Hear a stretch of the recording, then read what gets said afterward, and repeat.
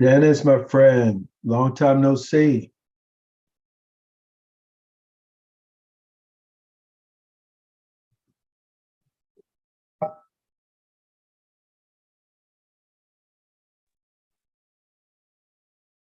Yes, good to see you. How you been?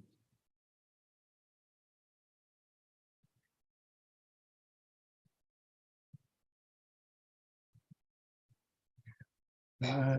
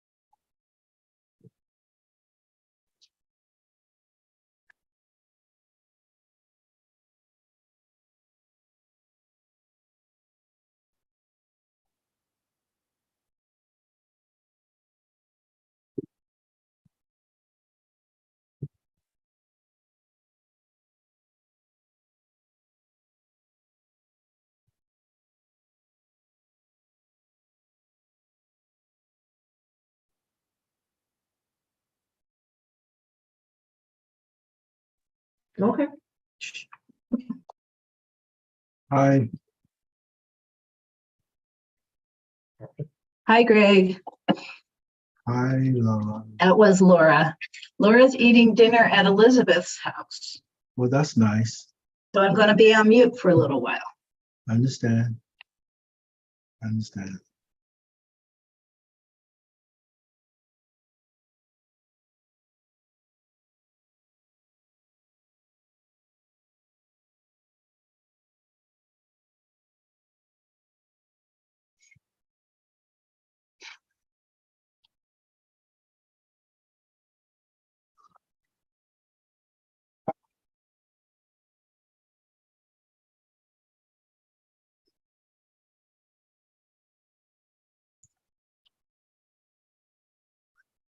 Michael, how are you?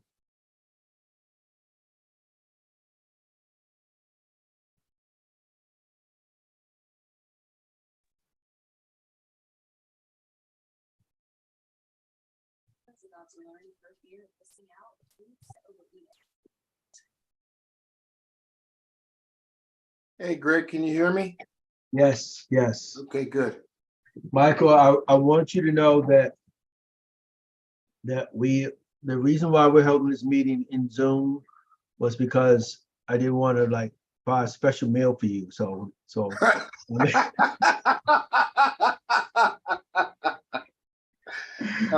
Forgiven. all right, brother. All right. Appreciate that. Hey, Teresa. So you're sending something around to the house, yes? Oh no. I didn't do the Uber Eats. Hey, wait a minute. Teresa said you were sending something around to her place. She didn't say that. She didn't say that. She said Greg might be sending you a postcard, but no.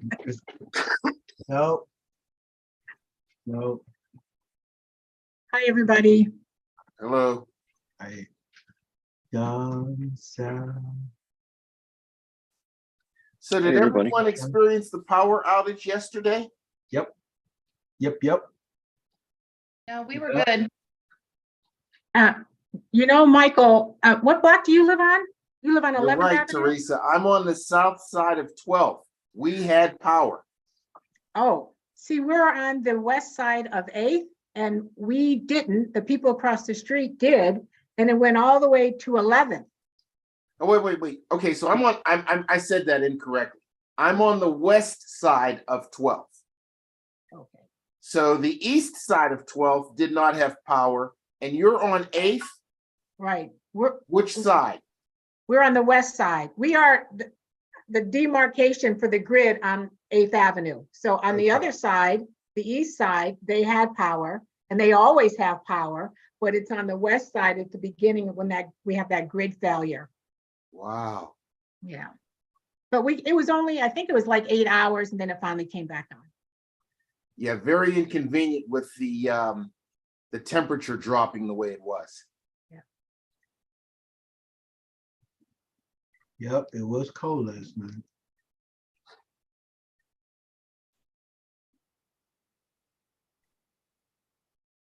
Okay. The gang is showing up. Hello, everyone. Hi, Miss Dolores. Hello, everyone. Hey, Miss Paula. Miss Sarah. Grace. Miss Donna. Robert. Oh, Danielle. Miss Jasmine is connecting. We have a prompt uh-oh. team. Mm. Sir Paul is in the house. Hang on a second. Oh, Teresa, were you able to find any of those slides? Oh, I just have the screenshots that I took, and I'm looking on their Yeah. site now to see if they I have did anything. I took I'm a few of gonna, them. Laura, by chance, Laura, do you have the link, or do you remember where they said we could find the link? I'm sorry, I was eating dinner. The link to what? Oh, I'm sorry. The meeting we went to on Saturday for the virtual governance. Oh, I don't remember where they said we could find the link. Yeah. Did they not send an email out afterwards? What they said they were, and my intent was to use that for our agenda tonight, but All right. I don't see it. I don't didn't receive anything. I didn't, yeah, so we just have to go from my corporate brains. Or we Okay. could ask what's the Gibson time if on deck? Gibson It's comes. 7:03, 7:03. How are we looking for quorum? Let me call roll. Or Okay, John Arnold. John Arnold. All right, Corrine. Yes, I'm Alprecht? here. I'm here. Mute Okay, problem. thank you. Thank you. Corrine Alprecht. Christine Carlson. I'm here. I'm here. Okay, Corrine is Yes. here. she's on the Christine. phone. Yes. Okay, thank you. Raheem. Taylor. Is Taylor not going to be Taylor here? has resigned, Paula. Okay, I just wanted to be sure. Gregory is here. Jasmine is here. Paul. Here. Carlos. Okay, Michael Kimbrough. I'm here. Thank you, Michael. Sarah Lacy. Here. Thank you. Dennis Lesky. Here. Sarah Long Henry. I see her. Here. I see you. Here. And I Uh, don't so- think when you said Chris earlier, I think Corrine was still responding. I don't think Chris is here from what I can tell. Oh, okay. I'll come back. Teresa Masonette, Here. Laura Myers, I heard Lizzie Morimisato. Well, confirming Laura's here. Yeah, I see Lizzie. I said, Laura, you're here. Nuriel, He will be here about 7:30. okay, Charlie Papp. I'm here. Dolores Spears, I thought I Here. saw her. Yep, I see you. Grace, Grace is here, but she is oh, I Maybe see she typed in. present. And Grace is here. Ivy. Is Ivy here? Negative. Okay, so that gives us 1, 2, 3, 4, 5, 6, 7, 8, 9, 10, 11, 12, 13, 14, 15.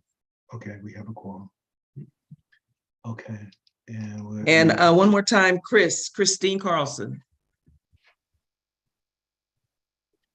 Okay. Okay, so to all that are present, our guests, welcome to tonight's meeting. This is a meeting of the United Neighborhoods Neighborhood Council of United Neighborhoods of the Historical Alton Heights, West Adams, and Jefferson Park Communities Neighborhood Council, by acronym known as UNC. It's the governing board.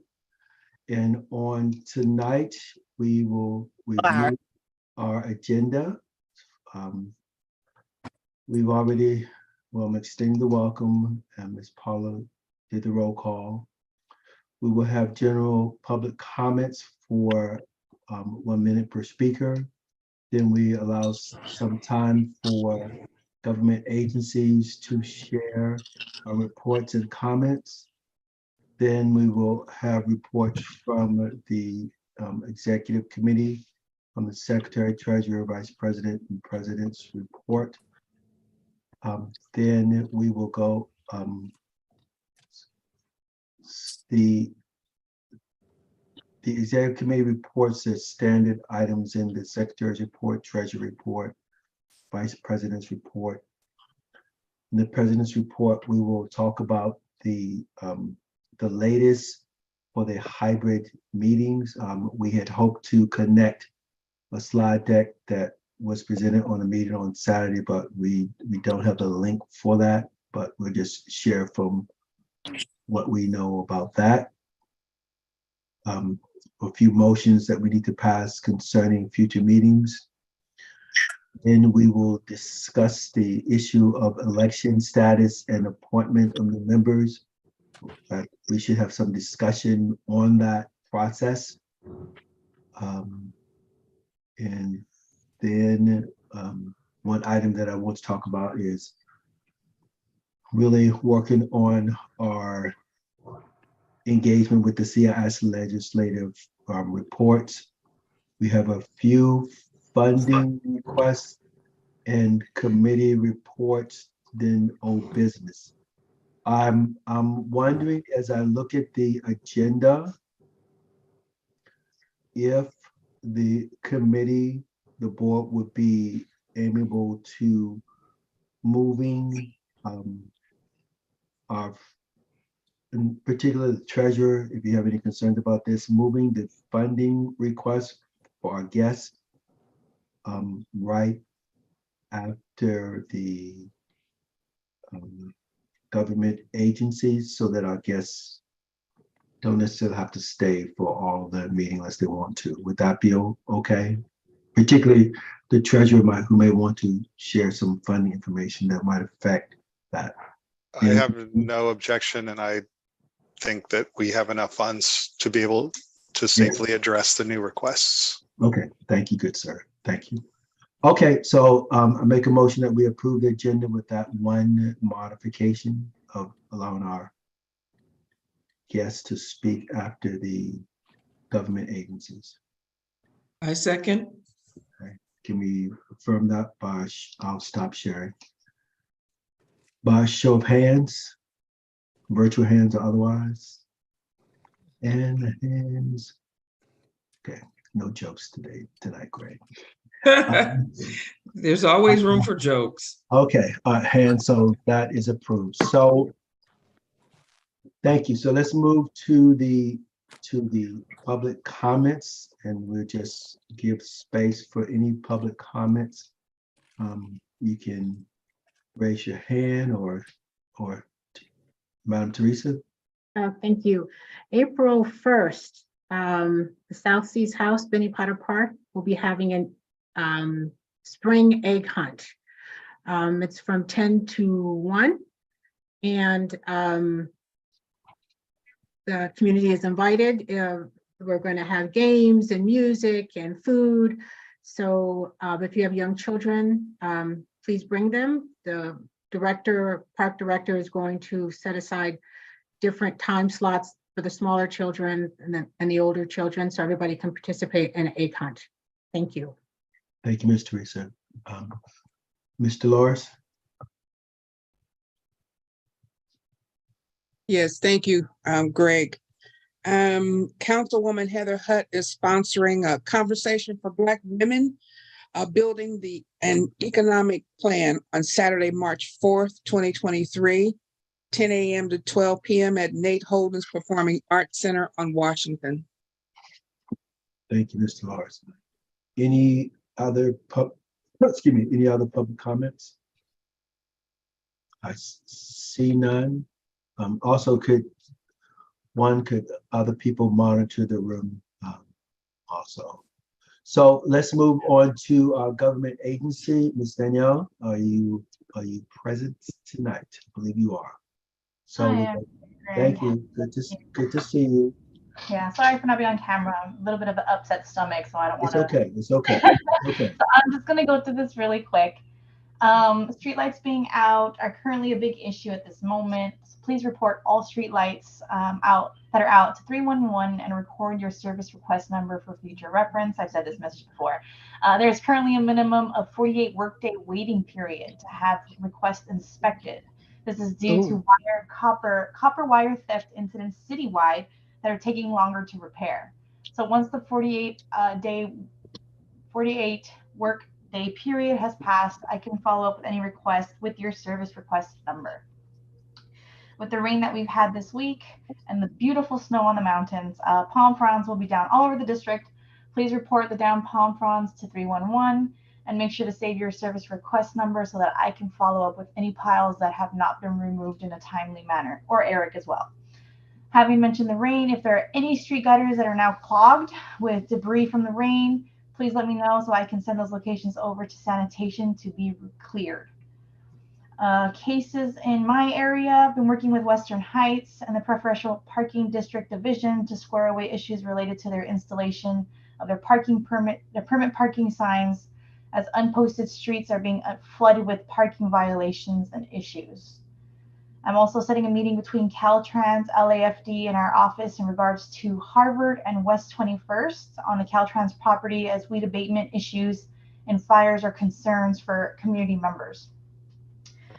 Yesterday and today, I received many concerns regarding the donation bin that was dropped off on Bronson, just north of Washington. So I sent that over to the Bureau of Engineering, and they're looking to make sure it has its proper permits. If not, it will be removed. This past Sunday, February 26th, we helped sponsor a free community festival, street festival. There was music, dance classes, rides, food, and information. So thank you for those from UNNC for their participation and those who came down to say hi at our booth. We were neighbors. As I think it was Dolores had said, this Saturday, March 4th, the California Black Women's Collective Empowerment Institute and Councilwoman Heather Hutt are hosting a conversation for Black women, building an economic action plan. This informative event will reset the conversation to help us build the economic action plan for Black women. The event will bring together. Go ahead. The event will bring together experts in policymaking, labor, economic development, and entrepreneurship to have a robust conversation on what needs to be done to help Black women build wealth and address disparity gaps through policy and practice. This event is being held at the Nate Holden Performing Arts Center from 10 a.m. to 12 p.m. Last general update, the council office is reaching out to neighborhood councils and associations to provide feedback regarding removal of specific green trash cans that are installed on Washington Boulevard from Normandy to Fairfax. So if there are any trash cans that UNNC would like removed due to abuse or excessiveness, please let me know so that they can be removed the next coming weeks, hopefully by mid-March. Removing these problematic trash cans on Washington as well as Pico Boulevard will allow the crews to service less cans, resulting in cleaner boulevards. Last little update, Eric and I have new personal work Facebook accounts. So we will be doing our best to post our community issues and updates regularly. So please go ahead and add us. It would be Eric Aguiar and Danielle Marrow. That's all I have. Any questions?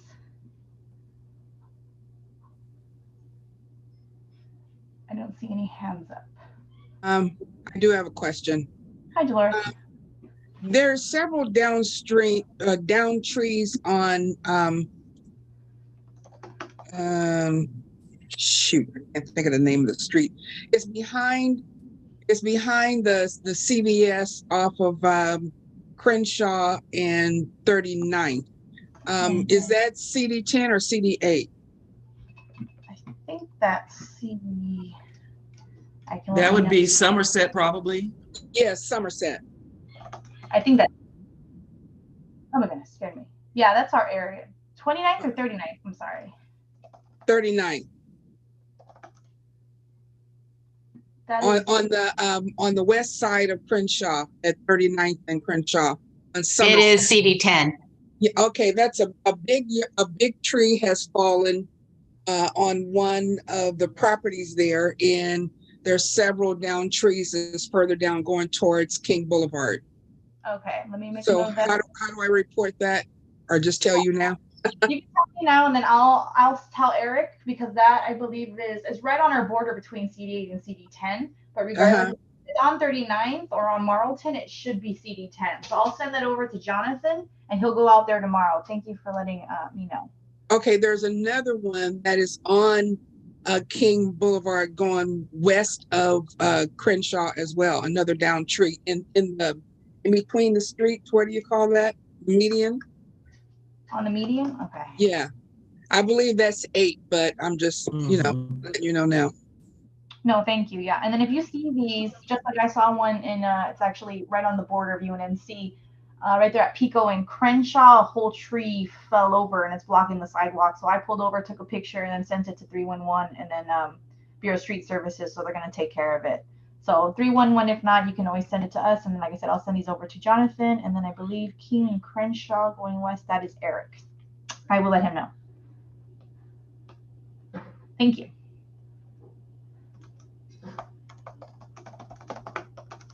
Thank you.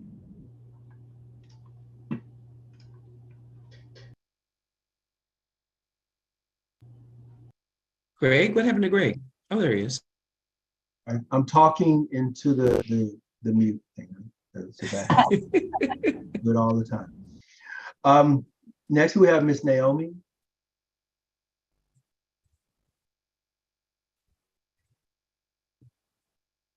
Hi, sorry, I was having a little trouble coming off of mute, but good to see everyone. I'm not on camera because unfortunately I had a car accident last Friday. I'm recovering, but just slowly getting back into the groove of things. Just wanted to report that the Congresswoman had her inaugural address this past Sunday. I believe I saw some friendly faces there. It was a really great event and just very thankful to all of our community partners who just helped do some outreach to get more constituents out there. We had a wonderful resource fair that was attended by the Veteran Affairs Agency. We had the IRS there, the USPS there. And so we're really excited about bringing more events and more of those kinds of resources to the 37th district. And we're just open to any feedback or any other kinds of events that our constituents would want to see. So yeah, just wanted to report that we had that going on. We are looking forward to having a district open house where we would be inviting the UNNC, but we're still in the works of planning that just because propping up and standing up the district office has been a task of its own. So we just thank you all for your continued support in working together. And I'm here for any questions as well.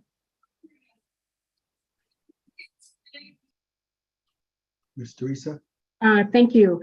Hi, Naomi. We would love to participate in when the district opening, and we'd love to hear more about the LEAD program that the Congresswoman talked about. So we'll try to set that up as soon as you're ready.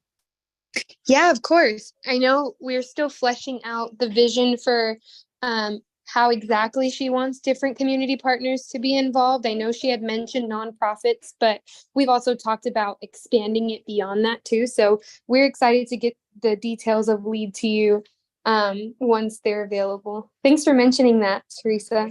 Oh, you're welcome. Okay. Any other questions? Okay, next we will move to, I believe, Battalion Fire Chief Paul.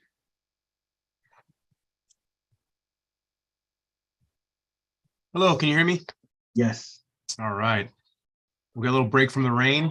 It's beautiful out there with the snow mountains there. So what I want to talk about, because it kept us very busy, was the down power lines that we responded to. Just a little bit of safety tips, because we don't want anybody to get hurt. Never touch a down or dangling wire or anyone in contact with that. I know it sounds funny, but it's happened before. So on a windy day, you start seeing a wire, just assume that it's energized and call the DWP, the power side, and then we'll get that handled. And you call 911 too if it's causing a fire or looks like it's going to endanger anybody. If a power line falls on your car and you're in the car, just stay in the car, wait for help. If you have to get out, make sure you don't touch any metal parts of the car and the ground at the same time. That will not end very well. The safest way to get out is if you have to get out, open the door, and if you can, stand on the door sill and jump free without touching the car. Okay, stay away from metal fences such as chain link fences. If you suspect a power line down, we've had people get injured that way. And let's see what other little tips here that can help people. Yeah, and in case of any type of electrical emergency, stay calm and think before you act. Don't become a victim while trying to help others, and call 911, and we will come out and help you. Any questions about anything? Sir, can you put your email, excuse me, can you put your email address in the chat so that we could, and contact information? Absolutely. Thank you so much. All right. And we have two questions, one from Ms. Teresa, then one from Mr. Paul. Thank you very much, Chief Pham. I do have a question. We had an incident, I co-chair the Recreation and Parks Committee, and we had an incident at the Benny Potter Park earlier this week with a mentally stressed person and possibly also homeless. And we would like to, the Recreation Committee would like to invite you to come to you or Captain Cunningham, who came to the park, to talk about the process for the community when we encounter this kind of situation. Do we call LA County Mental Health? Do we call the non-emergency number? Do we call, the fire department? So if you could, you or a representative could come to our committee on March the 27th to talk to us about the best way to deal with that kind of situation, we'd appreciate it. Absolutely. I have put my email on the chat box there. Okay. Please email me and we can talk offline and arrange something. Okay. Okay, great. Thank you very much. Paul, you up? Great. Hi, Mr. Pham. Question for you. I'm just curious, does the fire department either itself or maybe in coordination with, I don't know, the American Heart Association provide like first aid classes or CPR classes? Oh, I love that question. So we have our CERT teams. You aware of the CERT teams? I am aware, actually. I was going to talk to Dennis about that.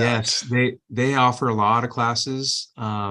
And now that a lot of the COVID restrictions have been lifted, they're doing a lot of classes in person and they're up and running strong. And I recommend that's definitely a really good avenue to look for classes such as that. Let me try that first. You got my email also. If that doesn't work, contact me and I'll direct you to some other stuff. Okay, so it sounds like CERT is the way to go though, Yes. for first step. Okay. Yes, absolutely. Mr. Losh, you're up. Hi, is that Chief Pham? Yes. Chief Pham, my question is, several years ago, we supported the fire day with the station that's down by Exposition and 11th. And there was a vendor there that was giving away free fire detectors and the other thingy. I forget what you call it. For Carbon gas. monoxide, maybe carbon Yes, monoxide yes. detectors. So is that company still around? Do they still do that, or do you know? So so what you're talking about is it usually happens every May. It's called Fire Service Day. And Yes, it's basically yes. a big open house for the fire service all across the country. And that's funny that you asked. I just talked to my boss to just find out, because of the whole COVID restrictions that we've had recently in the past year, 2 years. Looks like we're going to be up and running and begin doing something similar to that. I think we are going to do it again at that fire station over there on 7th and Exposition. As far as that company that comes out to donate it, at this point, I don't know yet. We need to organize everything, and we still have a couple months before that time in May. And so right now I can't answer that yet, but maybe if you leave me your email, contact me from my email on my chat box, and I can get back to you on that. But right now I can't give you an answer for sure. All right, thank you. All righty. And I have one more comment, but it's not related to the fire chiefs, Greg. Okay. All right. Are there any other government agencies in the meeting? Dunn, we received a notice from Dunn that their reps would not be present at the meeting tonight. Okay. Mr. Lars? Thank you very much, guys. Thank you, Chief. Thank Thank you. you. I forgot to mention under public comment that Assemblyman Isaac Bryant gave us an award for our 20th anniversary, and we couldn't do a photo op because he was in Sacramento taking care of legislation, but I went by his office and picked it up. I don't know if you can see this. Mm-hmm. Oh, very nice. Yeah. That's it. Yeah, we need a big wall. Yeah, so, and it's got Office. a long resolution, and I won't read it, but I just want to make sure I mentioned that. And yes, we do need a wall to hang all these things on. Yes, we do. I got a bunch of them back here, all nicely stored. Yep. We need to get an office. We need an office. Yep. So that brings up an interesting question, Mr. Chairman. Yes, Are sir. we going to have a permanent place in our new location, or is it just come as you are? No, sir. No, sir. We will go in, we will set up, and then we will depart. And we will, like the Boy Scouts, leave it cleaner than when we arrived. Okay. With all our tissue and popsicle sticks. And cups. Yep, that's what we do. Yes. Okay, so thank you for all of our government officials, and thank you for the team's work this evening. Thank you for allowing the modification of the agenda. So, Sir Robert, you are up next. Are you ready to dazzle us with your service to the community? And is there anything that you want us to share, or do you want to share any items? I mean, I have the MPG application. I can share that if it's necessary, but I thought I'd just give a brief update to everybody as to what we're doing and then take it from there. Yeah. So thanks for moving this forward and allowing the board to consider supporting Housing Works. Just to kind of introduce myself and Housing Works to everyone for a few moments. I'm Robert Morrison. I'm the director of programs at Housing Works. I also serve on my neighborhood council in Hollywood. So know about the work that you do, and wanted to come and share with you about what we do at Housing Works, being that we're in your neighborhood. The way that we're in your neighborhood is we provide supportive services at Gramercy Place Apartments, which is over there on Wilton and Washington. And what we're asking for support for is, as part of our partnership both with Hollywood Community Housing Corporation, who developed the property, and with the Sam Simon Foundation, who is a local foundation that provides food resources to the community. We're doing bi-monthly food distribution there at the site. So we have about 60 residents at the building. And so the Sam Simon Foundation is providing on twice a month food bags for all of those residents, but also additional food bags that we're able to distribute to the community. So we started in January of this year and are continuing to do this on the first and third Friday of every month at 10 a.m. We set up a distribution there in the little plaza on Washington in front of the building, and we distribute free groceries to folks. So what we're asking for support for is some help just purchasing some equipment to aid in the setup and distribution of that food. The Sam Simon Foundation is providing all of the food, and at this point they're providing us 200 grocery bags every time that we do the distribution. And as we develop some more capacity, both with equipment and hopefully some volunteers, we'll be able to double that amount of food and distribute more food to the community. In the first 3 distributions that we've done this year, we've gotten all of that food distributed really quickly. I think our first day, even though we did, and I'll be honest, 0 outreach to the community in advance, we were able to distribute 100 bags of groceries in less than 45 minutes. Yes, and in the following distributions, the time that it takes us to distribute those groceries is even less. So we're really looking forward to developing more capacity so that we can increase that amount of food, because there's a clear need in the community. Everybody knows that grocery prices are high, and of course, if you're not aware, the pandemic-related emergency CalFresh benefits are being decreased starting in April. So people have been receiving a higher amount of basically food stamps during the pandemic. That's going away in April. March is the last month of that. And so we're really excited to be able to help folks have food during the pandemic. Housing Works we had never done it. We have permanent supportive housing sites. We serve over 700 households with permanent supportive housing services around the county. We also have homeless outreach and housing navigation programs, so we can help people who are homeless connect to housing and other services.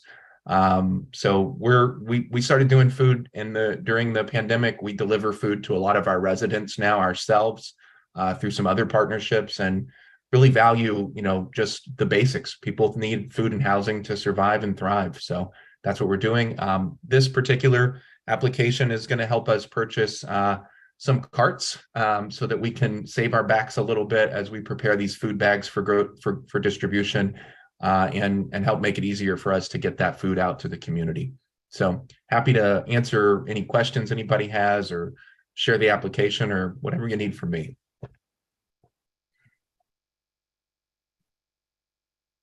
So Robert, what is the dollar amount that you are requesting from us? Yeah, so we initially submitted an application for 1,675, and after meeting with the executive committee, the executive committee offered to support a request for up to $600. So that works for us. That'll help us buy a couple of these heavy duty utility carts to aid in the putting together these bags.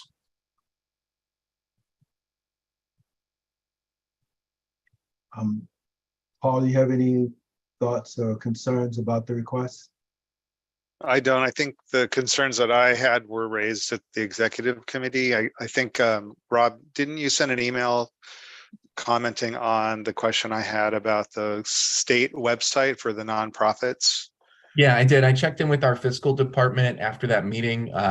We had filed for an extension on submitting some of that reporting because we're subject to, we have some increased federal funding, which put us over a new limit this year. So we had to go undergo a new type of audit this year. And actually just 2 days ago, we got the preliminary findings. There are no findings on the audit. So we'll be able to submit all that documentation to the state in the next couple of weeks. Okay, great.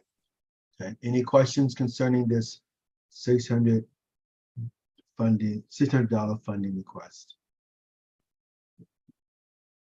Okay, if not, then I make a motion that we approve their request for $600 to. Second. Okay. Just a moment, please.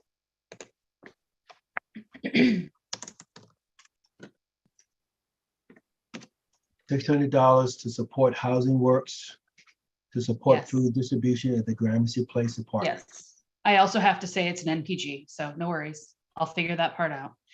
Okay, Jasmine, Yes, sorry, yes.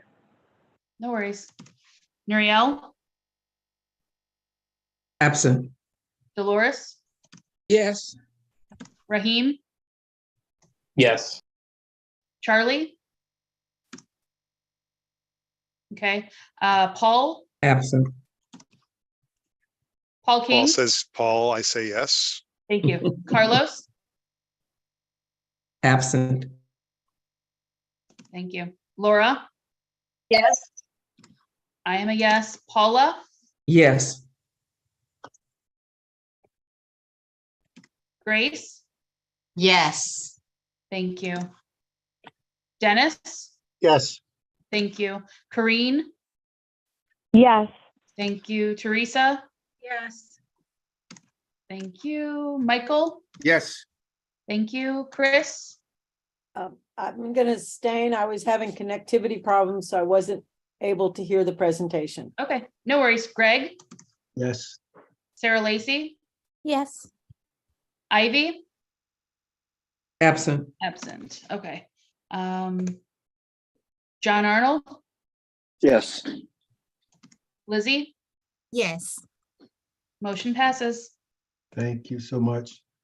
So Robert, so we appreciate you. So Paul will correspond with you to let you know the process and the timeline. And so we can get the money to feed our community. And thank you for supporting our community. And thank you for being here tonight. Well, thank you for supporting us, everyone. And I'm going to just leave my email address and a couple of notes if you want to volunteer, or if you know somebody who's homeless and needs some help finding housing, you can drop me an email and I'll get you connected to the right folks. We'll be out there tomorrow morning distributing food. So hope to see you guys around. All right. Great work, great work. Okay. Thank you, team. So that was good of you to do that. So we'll go on to the executive committee, and Miss Sarah, you are up. All right, let's look at the minutes. Sorry, I'm not sharing the screen yet because I have to get those up. My computer has crashed a couple times during the meeting and I don't know what's going on. I know the feeling. It seems to be my computer, not the internet, which means I probably am overdue for an update or something. I'll have to mess with it later. It's a lot of folks having. Yeah.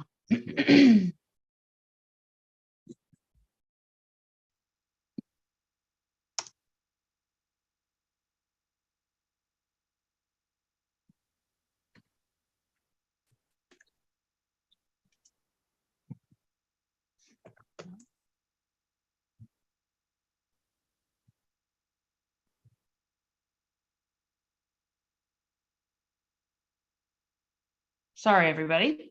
No problem.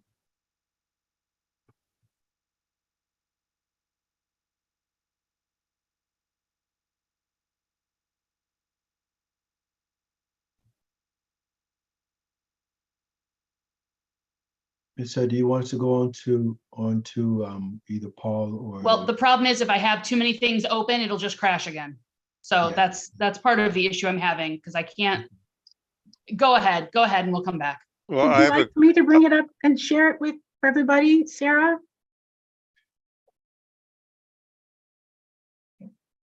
No, she's Sorry. gonna be other. That would be great. I had it up earlier and then it kept affecting trying to do the minutes, so I had to take it down. Let me make you co-host. Thank you, Teresa. Oops. Let's go to the next thing and I'll have it ready when we come back. Appreciate it. Okay, Paul. Is Okay, that the next so thing, Paul? I think, let me see I don't know what the agenda is. I don't have it in front of me. Let me, It would be you, Paul. It was Secretary, Treasurer, Vice President. That's great.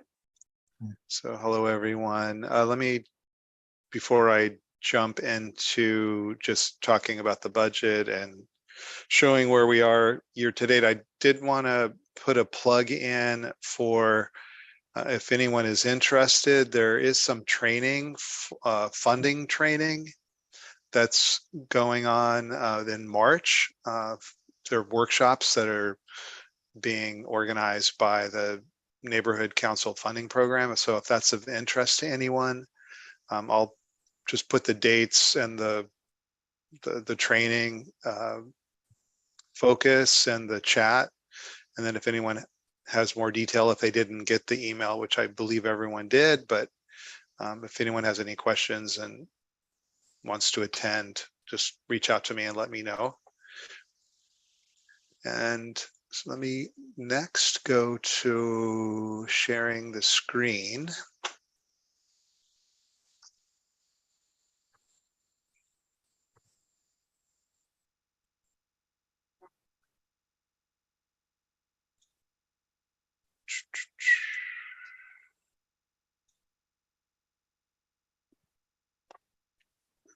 So this is my view, our view of the funding portal for UNNC.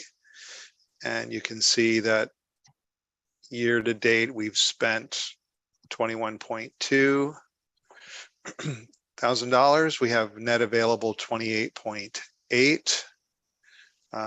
I have a question for the election committee and in terms of estimated amounts that they think they still have remaining to spend, just for us to have a sense of how much of our net available is going to be used for the election. So I guess that would be either Lizzie or Laura, if either one of you could jump in. If you're not ready, that's fine. We can table it. I see Laura has her hand up. Paul, we've only spent a couple of $100 so far because most of the spending wouldn't happen yet. Okay, so I mean- you don't I see mean, any, in other words, it's the meet and greet and election day and the Earth Day festival had the bulk of the budget. For the help with the ballots, Grace says that she has the water bottles. So we don't need to purchase those. And if we are allowed to have food, this is at the library, it will be $20 or $30 max. So the okay, bulk of our spending is not really scheduled until April. okay, so I know that we We had, will need to do some postcards relative to vote, but even those are not very expensive. okay, in aggregate though, we had several $1,000s kind of allocated for Almost elections. 6,000, almost 6. Okay, so because of the nature of how the election is going, it sounds like we are going to be spending a much reduced amount. Would that be an accurate statement? A partially reduced amount. It depends on later this evening, obviously, but the candidate meet and greet would appear to be instead just the candidates and new board members and old board members with the meet and greet. I think we're going to keep the habit, but it will be meet us all. And the Earth Day is on. So, so the part that depends on tonight is not the biggest part of the budget. Okay. Great. Any other questions related to the budget, this portion in any event? And I don't see everyone's hand. So Teresa, I do see your hand. Thank you, Paul. I was just wondering, the purchase of the television, the computer, have those items been deducted from this amount? So I can jump to that screen. We can see this is the credit card transaction page. And I believe most of those are actually probably all of them have hit. You can see the Best Buy. Right. So I'm assuming that means that we've bought everything that we were going to buy. Yes, we were. I sat with Grace and we did. I just didn't know if it was reflected in that 28,000. So it is, yes. Thanks. And then any other questions before I discuss the monthly expenditure report? Okay, so normally at this point, we would jump to the monthly expenditure report for January at this stage, January 2023. We still have one flagged item, which is preventing that report from being generated. So this portion of the meeting is going to have to be punted into April. But I know we're working on that, and I'm sure we're going to get it done soon. The good thing is the city, in the form of our funding rep, is not blocking us, is not preventing us from making any purchases. So that's a really good thing. We can continue with all the allocated expenses that we voted on and approved. But I don't foresee that she is Anna Cordoso is going to stop us. So, but it would be good if we can get this done. So I'm working with our card holders to get that done. And I think we'll be able to do 2 MERs next month. What's the holdup? Well, it's just getting the receipt in the right format that's acceptable to the city.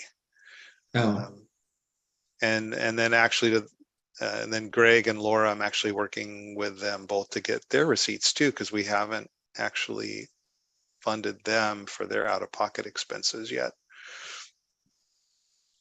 So so that's basically it for my report. Any questions by anyone? I have none. Then I will stop the share. Okay, thank you, Sir Paul. Thank you for keeping track of our bags of gold and make sure they go in the right place. We appreciate that and your calm demeanor and reporting where the funds are at. So we'll Very circle calm demeanor. Very. Let's circle back to the secretary's report, and with our tag team, we will look at the minutes and. Thanks so much, Greg, and thank you, Teresa.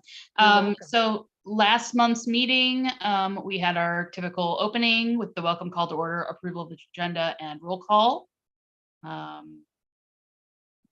We had public comments, most of which are from events that were held last month. Government agency reports. Executive committee business was pretty straightforward. We had our usual, yeah, you're good, Teresa. We had our usual approving of the minutes, and then Paul's report with the MER from 2 months prior, because that's just the way it always works, because I have to remember that in my head, which date it's gonna be. And then Paula's vice president's report about training, and Greg's report on, at that point, we were talking about elections, in-person meetings, CIS system. Thank you. And then we had funding requests last week for the business license and the purchase of the equipment for our in-person meetings. We had requests for funding for the election, committee reports, election outreach, unhoused liaison, planning and zoning. We had a couple BACs for that, and then we ended meeting because we no longer had quorum.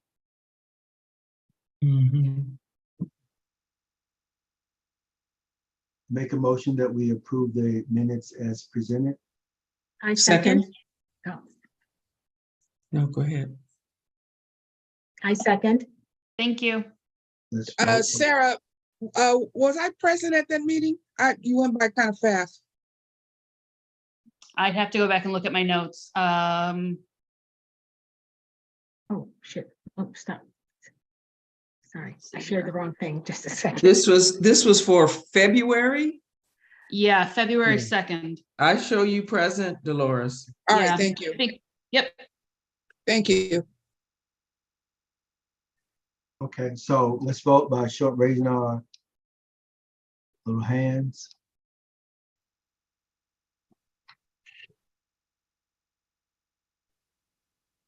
Okay, looks good to me. Thank you. Thank you, Ms. Sarah. Okay, Ms. Paula, you're up. All righty. So let's start off with training. I don't know if that's my first. Yes, it is. Of course it is. And I am just, once again, thrilled. We had where I had the little asterisk there. We had Jasmine with the code of conduct training that was going to expire this month. And she is already renewed and good through 2025. So, I mean, we are our next training update is not until May. So I just highlighted Jasmine has ethics and funding coming in May and June. Laura has code of conduct coming in June, and so does Dennis. And then we have Christine, who is going to have ethics, funding, and code of conduct all coming up for renewal in June. But we are all current. Thank you all. And then for attendance, we're also doing very well. We don't have any problems, and we don't have any consecutive absences. For the most part, everybody has been present, and that concludes my report. There's angels singing. Thank you. Your complete report? That's it. All right, well, thank you. Okay, so, all right, so I will try to be efficient in the things I need to present to you. So we want to talk to you about the development of meeting in person, hybrid, or Zoom. So currently we're in a, let's call it a month reprieve of either pushing forward and going in person or delaying it for another month. That works out for us to give us a great opportunity to test some of our systems. So with that being said, we want to give you an overview of some of the things that came up with the going back to in person. Okay, so starting next month, we will meet in person. And some of this we've already talked about, but it's worth highlighting. Our in-person meeting for the governing board will be at Gramercy Place Apartment. Our in-person meeting place for our committees will be the South Seas House. The requirements for the in-person, let's talk about the governing board meeting. The requirements for the in-person meeting for the governing board meeting is that we need to have a quorum present, and that you can be absent or remote, but the obstacles or the requirements for being remote is worse than being in middle school, because you need to have a, they didn't use the word bona fide, but you need to have an excuse that is like medical, or you are not present because you are en route doing the government's business, not your own government business, but the government business that we work on. Or there's some other, mostly medical, right? Now, you also you are only allocated, and if I misspeak on any of this, please, those that attend the meeting, please remind me. You only, I'm gonna call them 3 chips, 3 times where you can use that. And then if you use it those 3 times, you're on the bad list or you're out, okay? So the effort is to get everyone back in person. And so. And if I could just interject, Greg, you also have to remain on camera the entire time, or you will be counted as absent and your vote may not count for that meeting. And you have to declare, if there are people in the room with you that are over 18, you have to declare who those people are.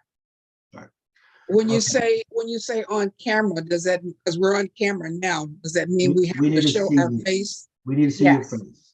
Oh.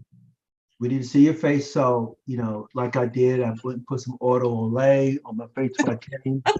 You gotta do all that too. So we have to see you. And like if Luna comes through, I have to declare Luna's my dog.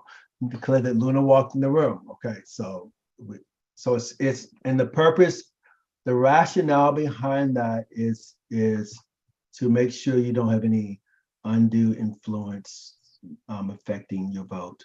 And the rationale behind showing your face is like, if you are not on camera, if we were in person and you were not in the room, then you would be absent for that vote. So by seeing that you're on camera, it's I guess simulating that you are present. Laura's hand is up. Yes, so for example, most of this meeting, I was not on video, and that is because, and I would make the declaration if this was the next month, that is because I am Elizabeth Fenner's spouse, so she's another adult in the room. Not the address where I'm at. Yeah, we need to know who's that. In a room with Elizabeth Fenner, and I would not have been allowed to keep this go off video. Okay. All right. So thank you. So with that, So when we do that, we anticipate that will slow down the meeting a little bit because, you know, you have to declare who's in the room. And now for our practice, we will do that at the beginning of the meeting and then move on, you know, and then, you know, I guess we'll be on, well, I don't guess, but we'll be on the honor system. If someone else pops in the room, we would say, Right. And one more thing, I think you would be allowed to do like what Grace is doing with a background. I mean, we don't have to see the room she's in, but it would not be allowed where you just post your photo. You have to be, they need to see that you're listening to the speakers. This is the other thing they said. You have to be visibly listening. okay, so let me see. There's some laws, so I'm just going through my, excuse me for doing an old man looking at my phone, taking glasses off, but yeah, a quorum of all members meet in person. We have the location found. It's within our boundaries. It is open to the public. Due to the great efforts of our tech Zoom team, we will have the ability to for multiple people to be in the Zoom room, and then we will have a big TV camera so that all the pictures can be seen and they can still make comments. And I believe we demonstrated the technology, the little smart robot that it will Zoom, it will actually move based upon who's speaking. So we worked that out. Okay, so the hands are up. So Laura, I'm gonna go with Noriel since you spoke once already. So go ahead, Noriel. Thanks. Hey, everyone. I think one piece also just to include for context. I know I'm coming late maybe because I already talked about it, but it looks like about 2 or 3 weeks ago there was a bill that was introduced in Sacramento that would allow neighborhood councils to elect to be virtual long term. It has an urgency clause, which means as soon as it's passed, it would go into effect. And my understanding is the entire LA City delegation of legislators is in support, meaning it's unlikely that the rest of the legislature would stand in the way. So it is possible that we will only have to do this for a few months. So while current law means that we'd have to do this indefinitely, I do think at least in our conversations, we can maybe at least include into context that this is not necessarily going to be the super long-term outcome. Okay, thank you. Chris? And I'm not ignoring you, I'm just making sure I'm looking at my notes. So, Chris. So does that apply to the public, anyone coming before the committee, that they also have to be on video if they're not in the room? Is that a uniform standard for anyone on the committee or on the governing board versus the public coming? So we know who is actually before us. Is that a uniform ruling, or is that only applies to the governing board and the UNC members? I will double check, but my understanding it was for the board because we're the individuals voting. And then the members, just like people that if they're on Zoom, they could just listen. So, but it's for us because we're the individuals that are voting. But I will double check on that because sometimes there's nuance in the rules. So hands are up again, Laura.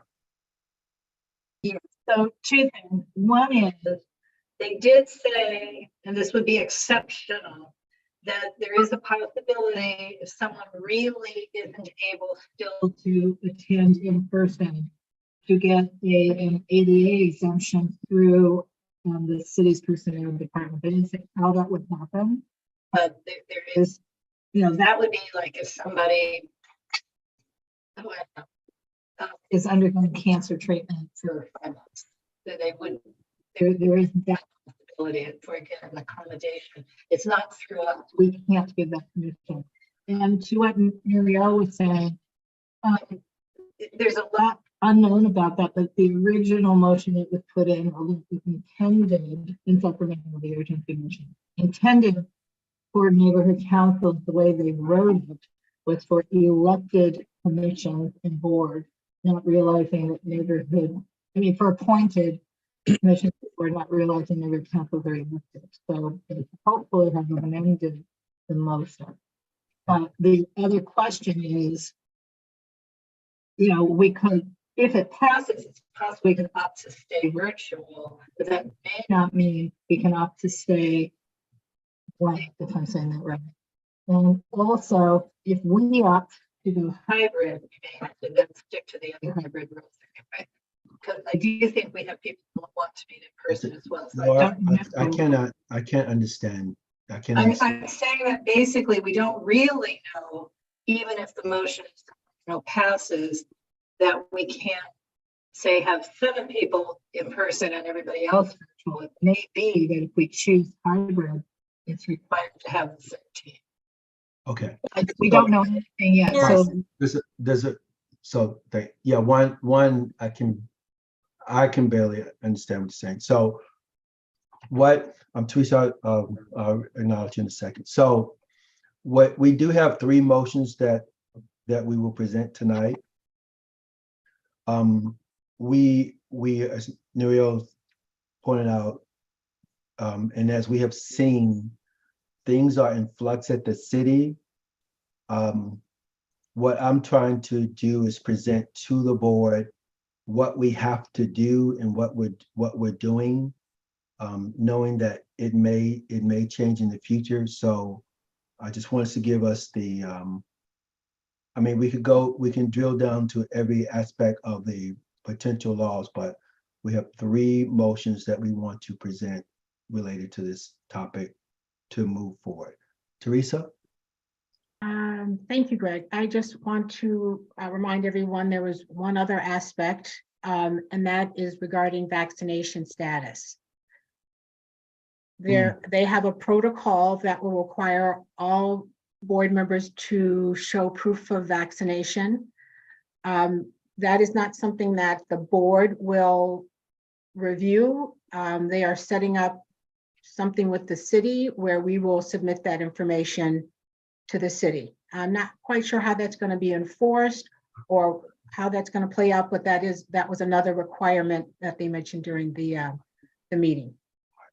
And that falls under the aspect of the city is saying certain things, and it's like a unfunded mandate or an unthought out mandate, or a mandate without a timeline, but it's being presented to us as you have to do it.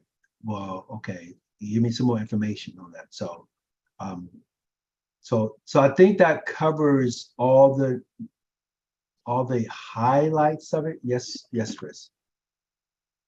In regards to the vaccination proof, is there going to be a city requirement there, since we're meeting in person, that both members and the public wear masks? And if so, is the city providing masks?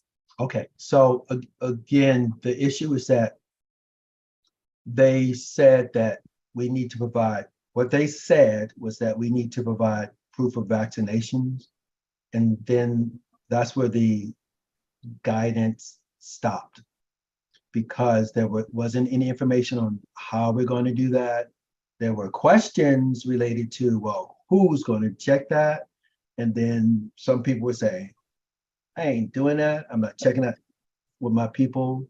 So all of those are legitimate questions that as they move forward, and I don't anticipate that they're going to move forward really fast with that, but we will bring those questions up, like, are you providing, I'll take notes, and are you providing masks and all that good stuff.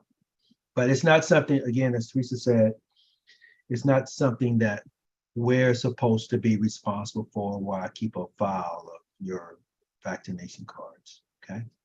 Laura? Yes, I mean, you can hear me better now. I turned up the whole system. Tell me, yes? Yeah, I think so, yes. Oh, thank goodness. It's not about proving you're vaccinated when you walk into the building. They're saying that as of the return to in-person, all board members, not just board members who are showing up, all board members are going to must be vaccinated as if we're city employees. And we are not checking anybody's vaccination cards when they walk into our, wherever we're meeting. We're not checking their cards. We're not responsible for checking cards. But so I kind of feel like some of us already had to endure some sort of interview or submission process a couple of years ago to prove that we were vaccinated, but we have new board members. I feel like I did this once already. Okay. All right, if no other thoughts, then I want to present the motions that we have tonight on this. And there are three. One is, well, let me share screen so you can see what I am saying. Greg, Yes? are we doing, may I ask that we do them one at a time, or are you wanting people to Yes, know yes, about all yes, before we one at vote? a time, one at a time, separate. Okay, perfect. Thank Okay. So the first motion is motion that UNC will adopt AB 2449 protocols and or updated state laws that may further amend the Brown Act when UNC returns in-person meetings to effectuate hybrid meetings, allowing both in-person and virtual Zoom meetings. So this saying we're going to meet in person and we're also going to allow people to Zoom in. So that's the first motion. Did you make the motion? I'm presenting this motion. Okay, I will move. Laura. Second. Okay, so let's vote on this. So any questions about this? This is just saying we're going to go to hybrid in-person Zoom meetings. Right.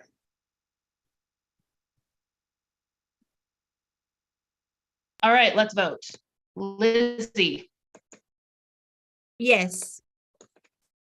John Arnold, Yes. Sarah Lacy, Sorry. no Yes. worries. Greg, Yes. Chris, Yes. Michael Kimbrough, Michael, Okay, let me stop sharing this. All right. Teresa, Teresa's a yes. Did you get me?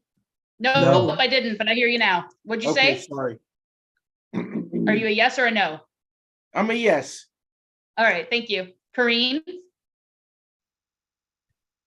Yes. Dennis, Yes. Grace, Yes. Paula, Yes. I am a yes. Laura, Yes. Carlos is not here. Paul King, Yes. Charlie, she's not here, that's right, I'm sorry. Raheem, Yes. Dolores, Yes. Nuriel, Aye. Jasmine. Yes. Okay, motion passes. Thank you. Okay. Thank you so much. Okay, the next motion is sharing screen again, motion B. B and C relates to where we will meet. So we will pass a motion, do a B, C on where we meet. Motion to use South Seas House as hybrid in-person meeting place for committee meetings. So that's the motion. So I make that motion. A second. Teresa, question? No, I just want to provide some necessary context. The South Seas House is ready to be used. In the past, pre-pandemic, there were several meetings that were held there, and the South Seas House provided staff to close up at 9 o'clock. I'm working with them. We, the Recreation and Parks Committee, are working with them along with CD10 to get them to staff, provide staffing, so someone is there at night to close up. There seemed to be some reluctance. They feel they don't have the funding, but we had a meeting, including Laura, who reminded them of Measure Prop K, where the actual funds came from Prop K. So we may have to have several or a couple of board members go through the life check process so that they will they can lock up. Laura has done that in the past. And if not, CD10 has a person who locks up Lemert Park, who they can also have come over to the South Seas House to lock up at night.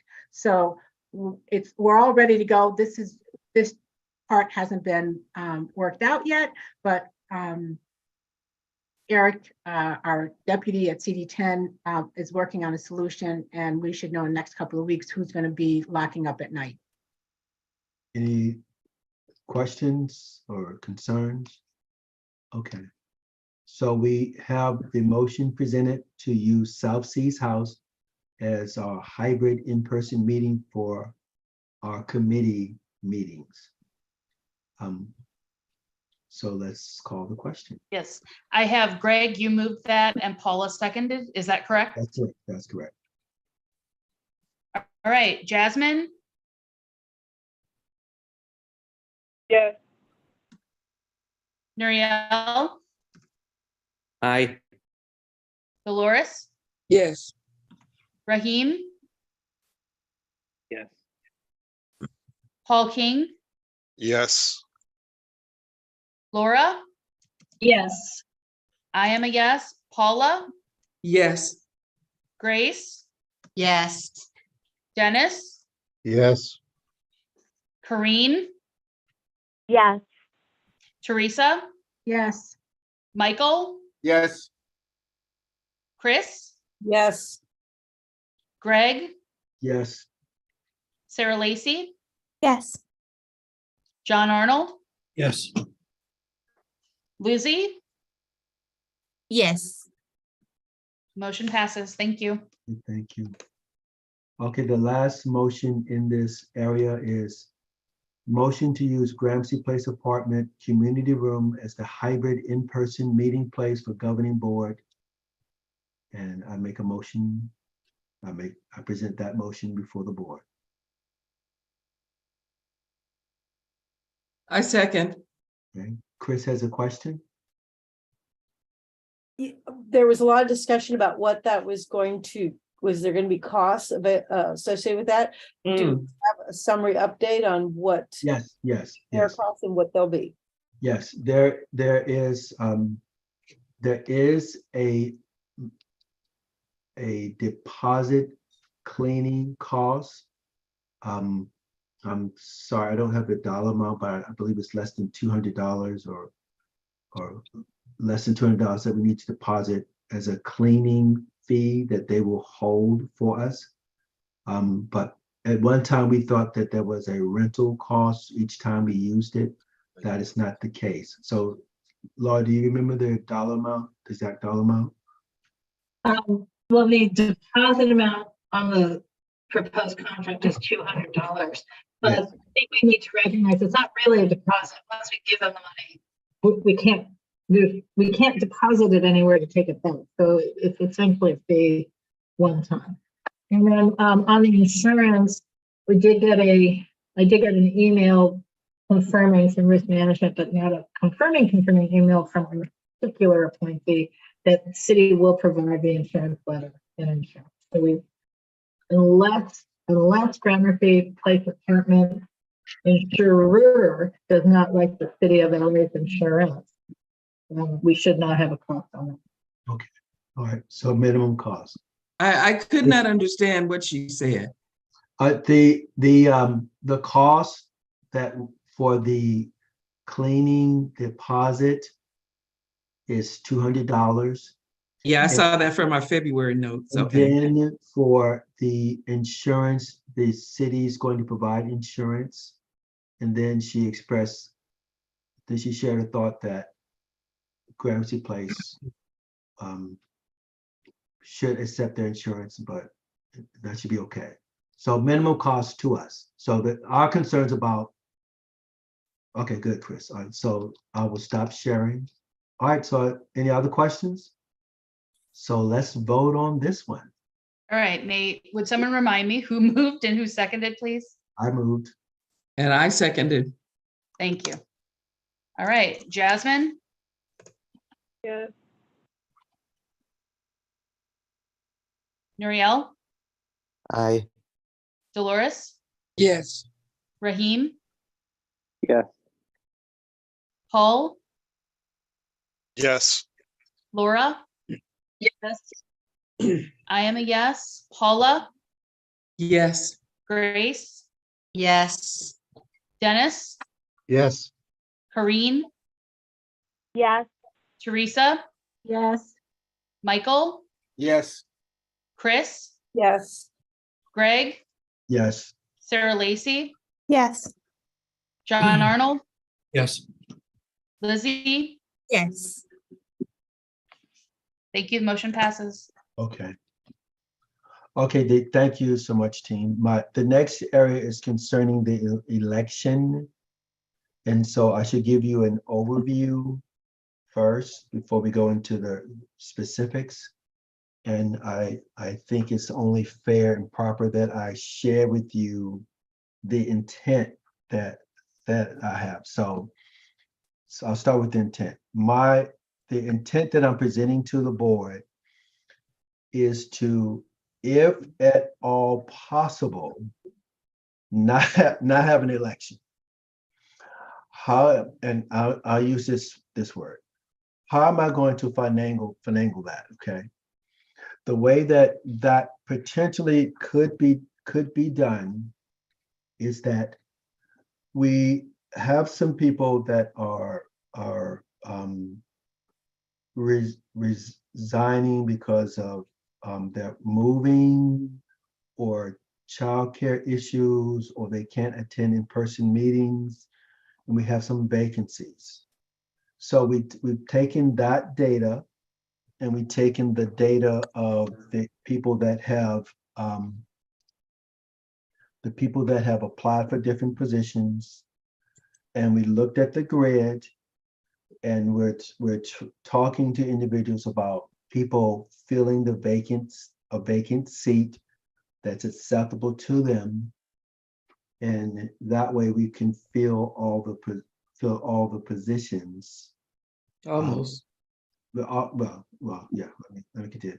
Fill all positions with one exception. If this idea works, or this presentation works, then we may still have to hold an election for one position. Okay. There's also, it's been brought to my attention that there's also some concerns that we need to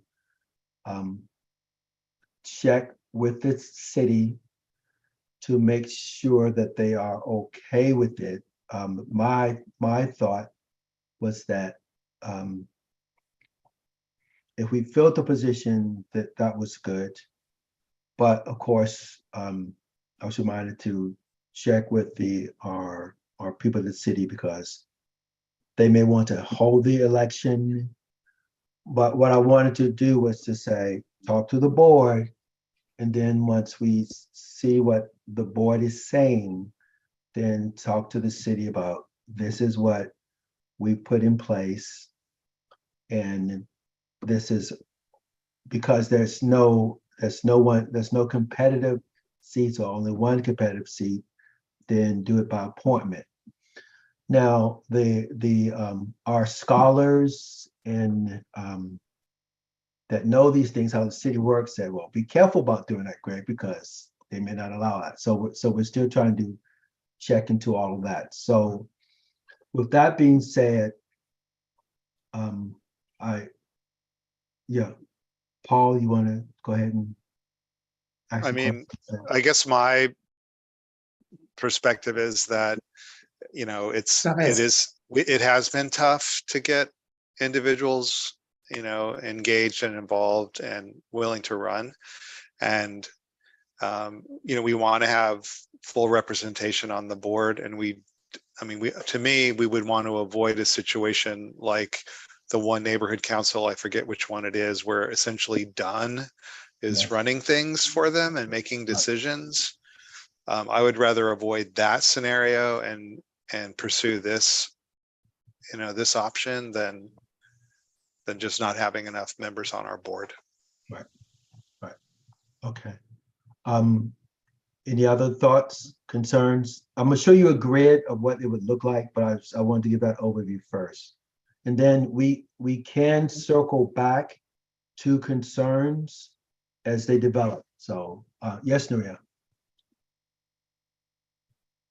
Yeah, thanks. I'm gonna go ahead and be the Debbie Downer maybe, but I think just to sort of share my thoughts too. And Greg, I appreciate by the work you've put into this to sort of figure out how we would do it, and I think the intent makes sense.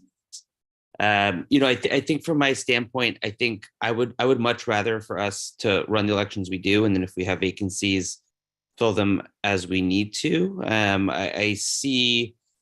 Again, what we're trying to do here, I have a few concerns. One is, I think there's a potential for the city to look at this and wonder what we're doing. I think there's a potential for the media to identify this and wonder what we're doing. And I also think that it actually ignores potentially to our core issue, because I think the reason we're doing this is because we're having difficulty attracting people, recruiting people to join. And I think we're having a lot of people resign.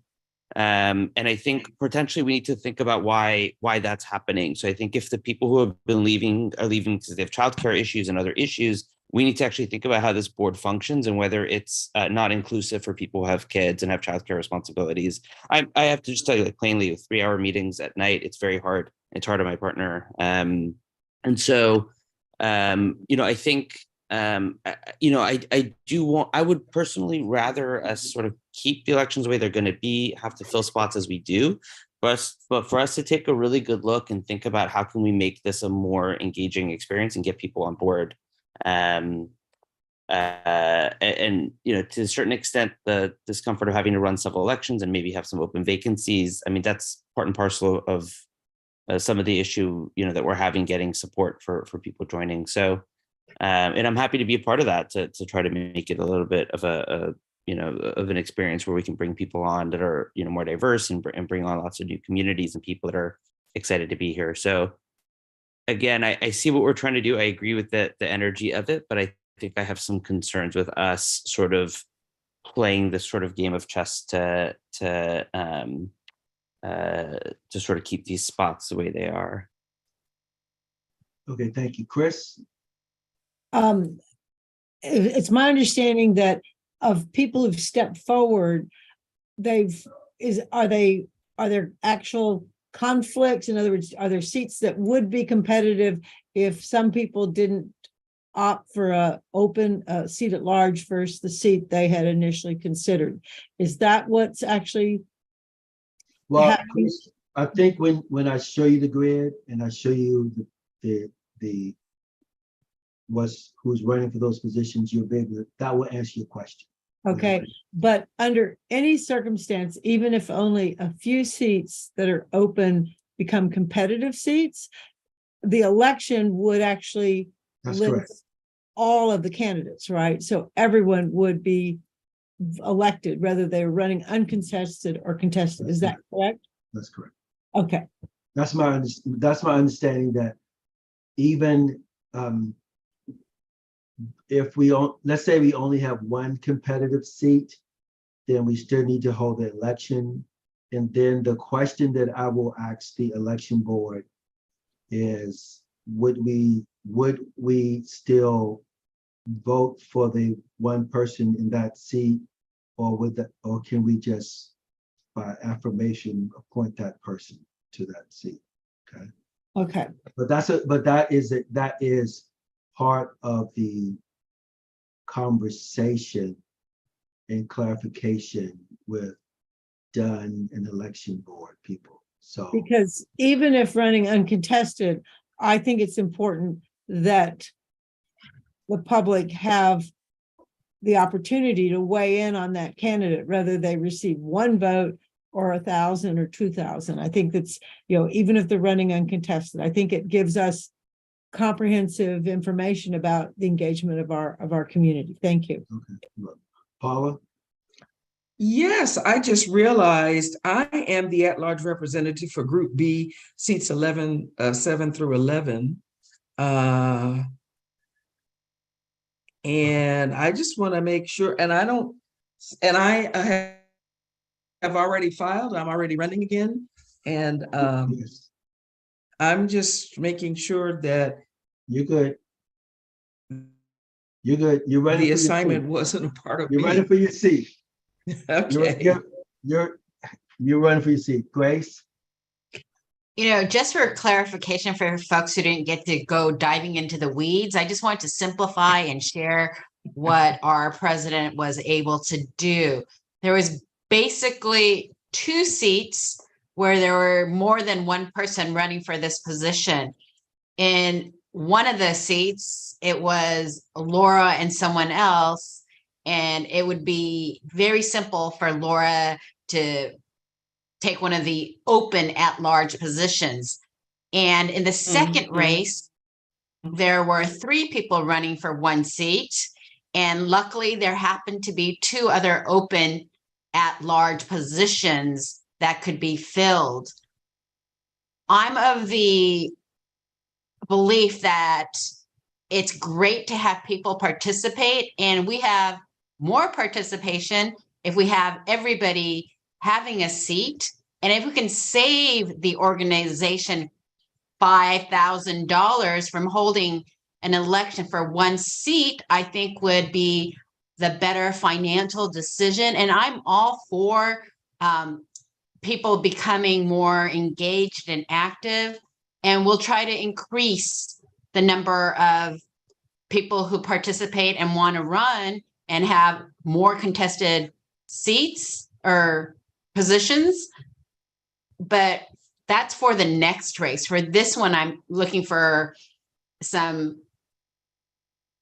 financial savviness by the group, that we're not disenfranchising anybody. And those are my thoughts. Thank you. Teresa? Thank you, Greg. I think this proposal is circumventing the democratic process. When someone says they want to run, they need to go out, they need to talk to their neighbors, they need to ask their neighbors to vote for them. They are then beholden to their neighbors to attend meetings, to take up issues, become a chair of a committee. When we appoint people, we are, especially when we're in the middle of an election, you have people on this list who you want to appoint, but maybe if we said, well, we're just appointing people, then maybe other people would say, well, I might want to be appointed too.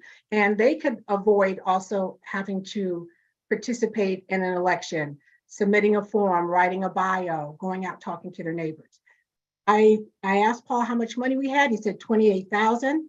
We know we can only carry over 10,000. We have a difficult time spending all of our money at the end of the year anyway.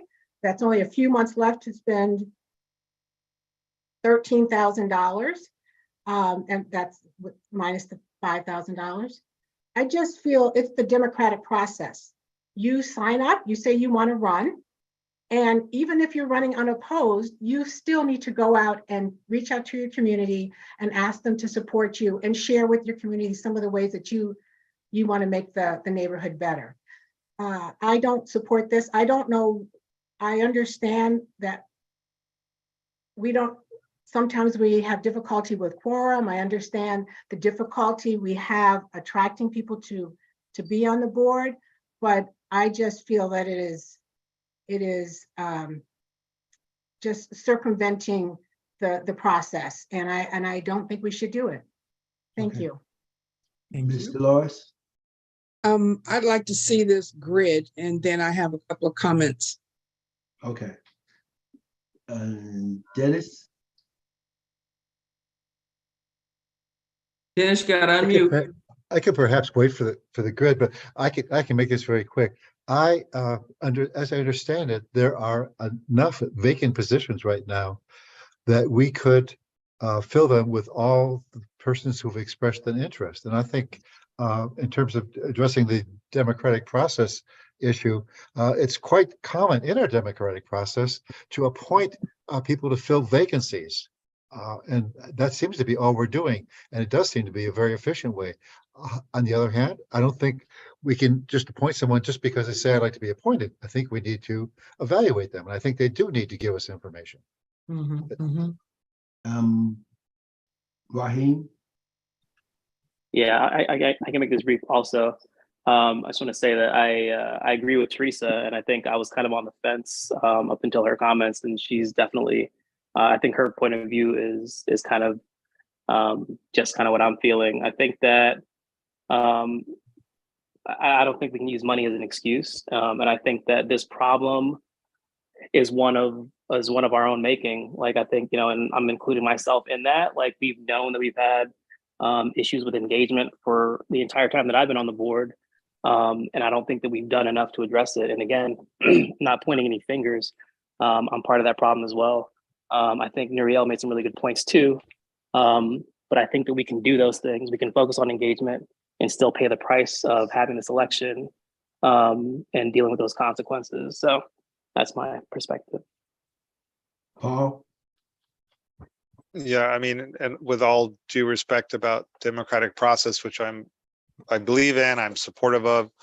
I think the thing that makes it difficult for us, I mean, for me to look at our process as being a robust democratic process is that the city, in my opinion, doesn't really support us and make it easy for voting.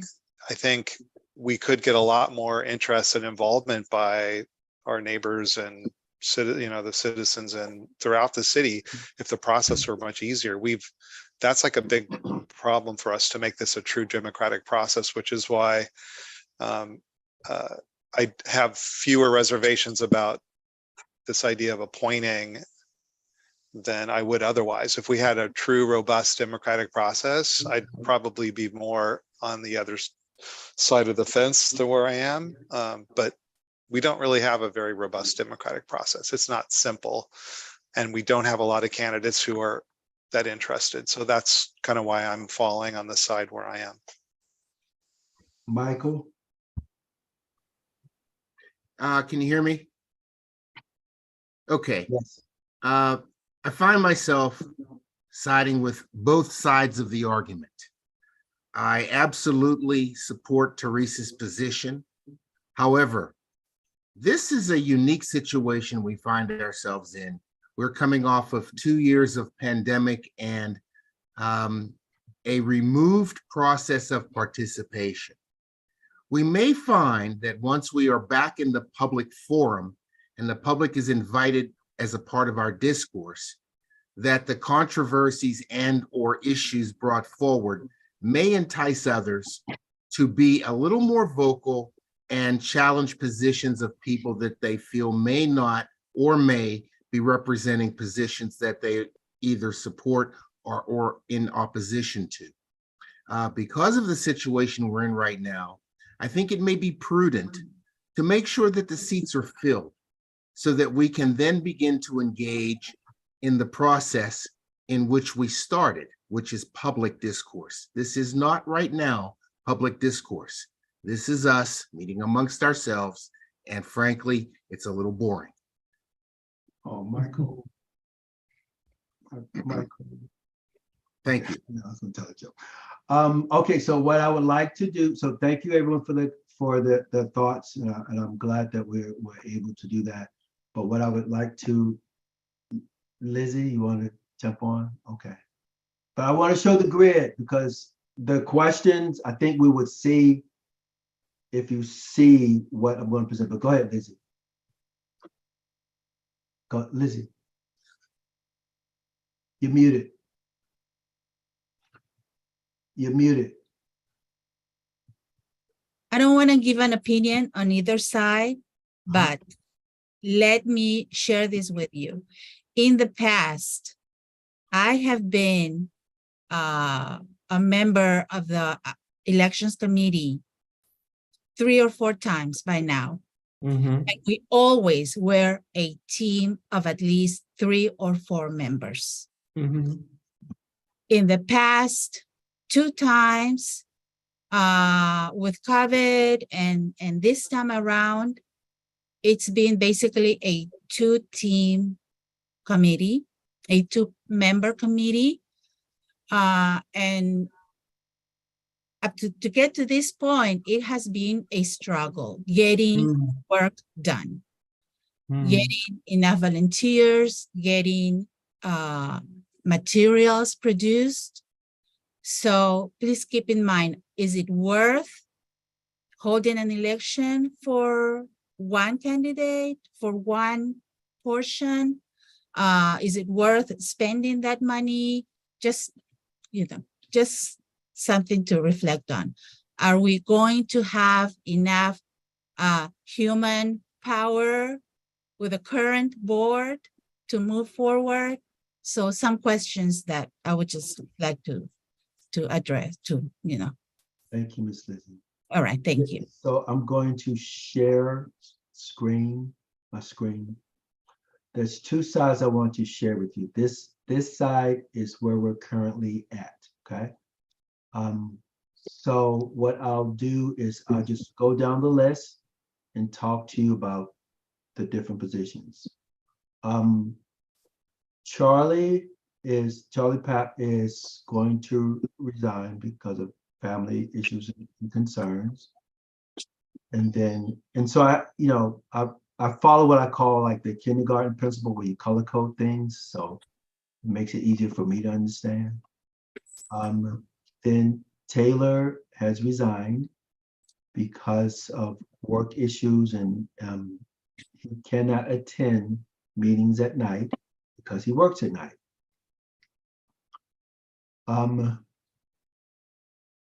Carlos is vacating his position. Laura she's running again, but so she's running for her position. She has submitted her candidacy to run again, but she's on this other side also, where we see where we move her. Paul King, this position is Paul's going to vacate his position. Yeah. There's someone running for that. Paula Southern is running for her position again. Sir Long Henry is running for her position again. Grace, your position is stable. This position is vacant. Dennis, your position remains the same. Doreen, your position, she's running for a position again.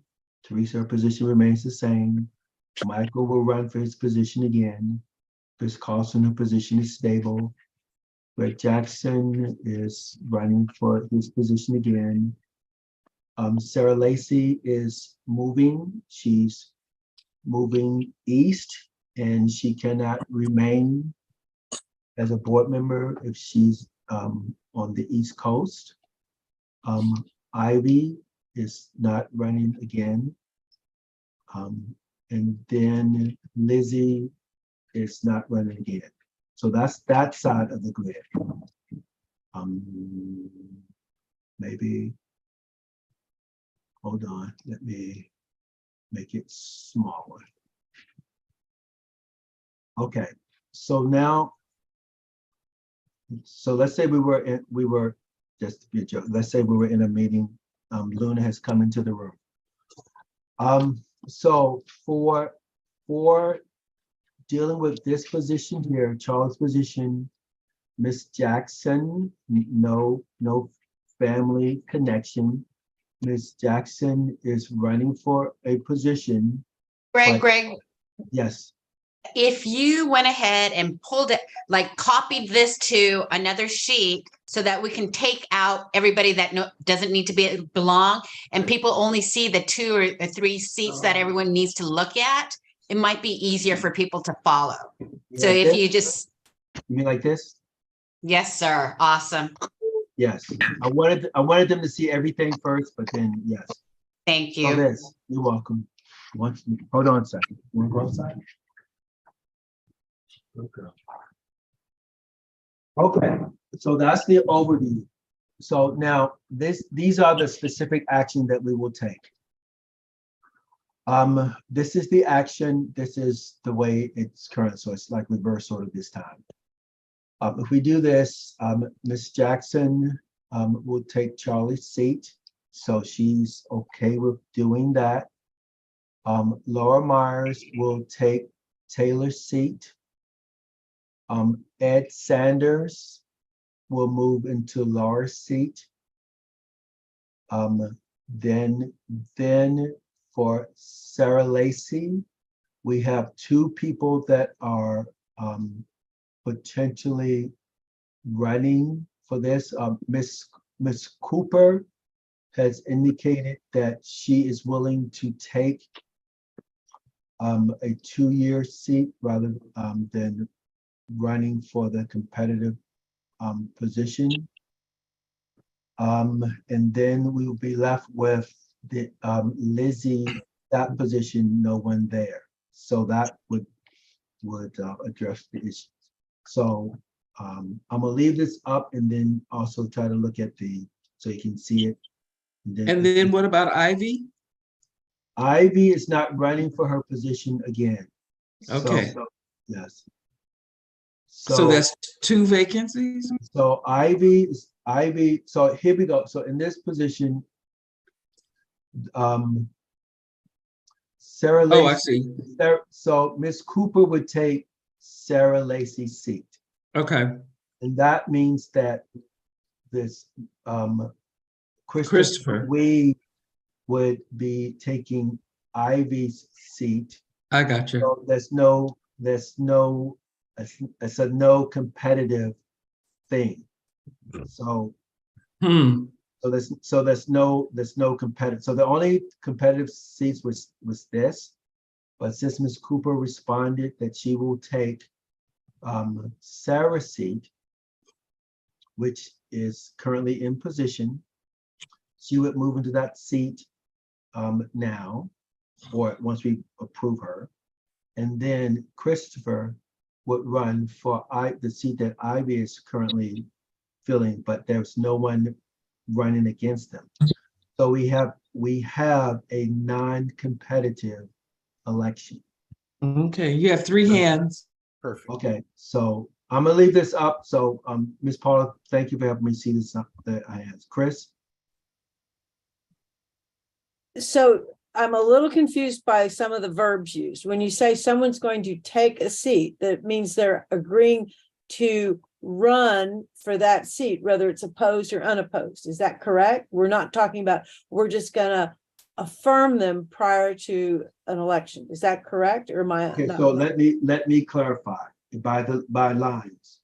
In the case of the seat that Charlie Papp currently is filling, which is the at-large representative, we would have Miss Candace speak to us, and then we would affirm or vote as a board to appoint her to that seat. In the case of Laura Myers taking the seat that Taylor Fife was in, the at-large representative, Laura Myers would have to do a few things. She would have to resign her current seat, and then she would have to present to us that she wants to take Taylor's seat. Well, not Taylor's seat, but the at-large position that is vacant. And then she would be appointed to that seat. Okay, Greg, clarification. If she resigns from her current seat, the deadline for anyone else filing for that is actually closed. Is that correct? The deadline for that has closed, but Then I do not think we have a legal stand but- to put the stand on this. I'm sorry. I think there's a real problem. If people had done this prior to the close of candidacies filing and agreed that, oh, I'll run for this uncontested, I'll run for that would be one thing. But to move people out of seats that then become in play after the deadline for any candidates to file for it, I think is a very slippery slope, and I think we'd be in really, really, I just think we should not go there. But anyway. Thank you. Wait a minute. So in response to that, there is an individual running for an at-large position, and that person would fill the at-large position. So it is equivalent. So you see here, Ed Sanders was running for an at-large position.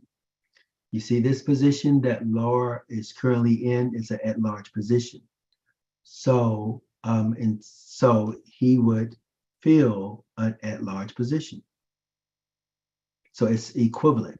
So it's not like a seat was vacant. But not necessarily kosher. I think we're in really deep trouble if we go that route, only because if a seat opens, anyone and everyone should have an opportunity, if interested, to consider and run for it. And if seats are suddenly being vacated after candidacy periods are closed, only to make the matrix work, I just think we're going down the wrong path. And I understand wanting to save the efficiency, but I just think we've got, that's a real gnarly one for me. Okay. Raheem, your hand is up. Was that just left over from the? Sorry, it was. Put it down. I think. Laura, you're up. So Chris, I think in 10 cents, or maybe everybody doesn't understand. If Taylor had resigned 2 months ago, his position still would not have been on the ballot. The only positions on the ballot were the 11 seats that are 4-year terms. So that's thing number one. And yes, I am running competitively in my own community. You know, would I win? Would I lose? I don't know. I know hundreds of people in my own community, so I'm confident probably that I could win, but I could lose. You are correct. Our problem as a board, as an organization that has to run an organization, is that right this second, we will have a minimum of 4 vacancies on July 1. A minimum of 4 vacancies if we don't do something. If we have many more vacancies and can't get quorum, then we can't appoint the positions that are vacant. I mean, it becomes a catch-22. And Dunn could, in fact, step in and just make appointments. So what Greg, as the person who runs this organization primarily, is trying to do, and you guys have to move me out of your equation of Laura speaking because it affects Laura. But what Greg is trying to do is avoid the situation where we can't even have a meeting on July 1 because we have vacancies and some people might be unable to attend. So that's sort of what's going on here. So if you take me out of the equation, the reason I said, oh, I'll do it, is I'm happy to do it for 2 years instead of 4. It's really that simple. Right, but Laura, my point is, if everyone, even this matrix is presented. One at a time. Chris, can you take the grid down? Chris, let Laura. Not really get to start a conversation. I'm sorry. I've sat and listened. I understand what everybody is saying, so I'm now for the first time speaking. The person who's also running in the Area 1 position happens to be someone from, I actually to join the board. She's really good. She's on one of our committees. And if I can avoid her not having a good outcome, if I could help her get a 4-year term, that's really where my thinking is. And me taking 2 years, that's my thinking. That may not be what you think I'm thinking, but that is what I'm thinking here, along with this thing with quorum. Charlie had already talked to someone, a friend of hers, who she thought would be a great person to get involved in this community. The woman, I think she's here tomorrow, but she is running already, but here's an opportunity to help us not have the vacancies. And somebody just put in the chat, why don't we wait till after the election? Because we have vacancies. So we're going to have it. Last month, we had to stop the meeting before we did the planning and zoning action because we lost quorum. So we don't have, I mean, you may feel like we have a robust board, but we don't have a robust board past 9 o'clock. And again, it's almost 9 o'clock, and we're going to maybe lose quorum before we do planning and zoning again. So I feel like one of you said to me when I decided not to run and Greg decided to run for president, please be sure, Laura, that you support Greg in every way possible, because usually an ex-president is not on the board, and it's easy to see a time where the immediate past president might undermine the new president. So I'm asking you, I'm supporting Greg 100% in every endeavor. He's a great president. I think I'm asking the rest of you to kind of do the same. He's trying to solve a problem that is already present. We will have 4 vacancies no matter what. We may have more. We may have a few candidates running who don't realize we'll be back in person, and they might drop out too. So we don't know. So I want to ask you to support Greg, regardless of whether you think it's okay for me to opt to take a 2-year term and let the person running have the 4-year term or not. I mean, that's kind of more personal and emotional, but that we're looking at keeping this board alive. Thank you. Thank you. So, Mr. Lawrence? Thank you, Greg. I don't think it's a matter of not supporting Greg. I think there are questions regarding the issue as to what he's trying to do here. And I understand perfectly what he's trying to do here, but I don't think saving the $5,000 should be the issue, because we got $20-something thousand that we're going to have to spend before the end of June or the beginning of June. So the money is not the issue. My issue is, first of all, how come the bios of the persons that are running is not in the package so that we could review this before we got to this meeting? Number one. Number two, I think I don't have a problem with appointments, because my first term in office about 7-8 years ago, I was first appointed to an unexpired term, and then I had to run. But my issue here is that we're trying to do this in the middle of an election. We're supposed to have an election next month. And number 3, I think that because there's so many things that are going on here, we need to stay on the right side and make sure that Dunn understands what we're trying to do, and that we should make sure that they approve of what we're doing before we do it. How come we can't go ahead and move forward, and then these people are, if these positions are not filled via the election route, that those people go ahead and be appointed afterwards? So that's my opinion. Thank you, Mr. Lawrence. Nuriel. Thanks. And I'm speaking twice here, so I'll be brief. I think one thing conceptually that for me is really important is that we only have appointment power because that's a remedy. We need to have the appointment power to fill slots when an election doesn't. The election needs to come first. That's the most important part. That's the will of the voters. We can fill in later from an appointment. But if we do what's proposed here today, the appointments come before the election. They come before the will of the people. And I think that philosophically is something I have trouble with. It doesn't allow our voters to vote out people that are in competitive elections here. I think that's an issue. And I think, as people have said, we have a deliberate appointments process. If I knew, for instance, that today we would have appointments up on our agenda, maybe I would have found other people who were interested in being appointed to bring their stuff in. So I think everyone is kind of piling on here, but I think we need to hold the election. We need to understand that if we have 4 vacancies, our voters are rebuking us. That's on us. We're not communicating with our community well enough. That's what they're telling us. And so we have to contend with that. But I don't think we need to dance around and try to avoid that outcome in a way that's undemocratic. I think we need to deal with that when it comes about. So I'm going to avoid against. And I also, I do worry about people who might be directly, like people whose names are on the grid or people who are directly involved in this. I do worry if they're voting that there could be some conflict of interest concerns that are raised there as well. So I do think that a number of people might consider abstaining both from the conversation and from the vote. Okay, I just put my hand back up, Greg. go ahead, Laura. So, Ariel, to your point, of course I would not vote on myself, but not participating in a conversation is not how the Brown Act works when you have a fully participatory process, unfortunately or fortunately. So, all the candidates, I'm reading chat, 100% of the candidates' bios are in fact online.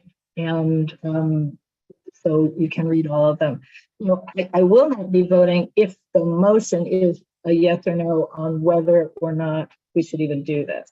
But I will say, if you vote to have the election, we really need more of you. That would be the other 21 of you or 20 of you to help with the election. Because as Lizzie said, none of you have helped us at all. And that's a problem. I mean, we have events coming, but it's just a real problem. So it's not about only the money, it's also about the human effort that at this point, only Lizzie and Laura, who's speaking, have been doing. So if you vote yes to having an election, that means really, sounding like a former president, another former president, it means you've also are voting to help. Okay. Because there's a lot of work. All right, so I need to bring this issue to some form of conclusion or moving forward because of the time. So I just want to recap that the intent is one that's, from my point of view, a very practical intent to address a need. I want all of you to know that I don't, I know it's not anything that you're opposing me in this. So it's the understanding of the process and being the advocate for the process. I just want, and what I'm hearing from those that are speaking is that you are extremely concerned about a violation of the process where I'm coming to you with a proposal to bring on board active members that could have been an active member of the board next month because of vacancies. So it's speed, in my opinion, or my observation, not an opinion, my observation, it is not an issue of circumventing the election. It is an issue of getting people, bodies in the seat to do the work of government. And also, what I hear is, I try to balance the philosophy and then the practical side. So I am concerned with the concern about the election, but I see the product of the election process and I see the numbers. So philosophically, I agree with you. Practically, I think we're holding, if we say let's just go with the election process and not do this, then we're creating a problem. We're not solving a problem. Maybe we don't see it as a problem. We're not solving a problem, because if we move forward with this, we would have people in seats to move the board forward. So having said that, let me look at the agenda so I can make sure that I'm following. Let me go back to the document, because I think we spent enough time on this. So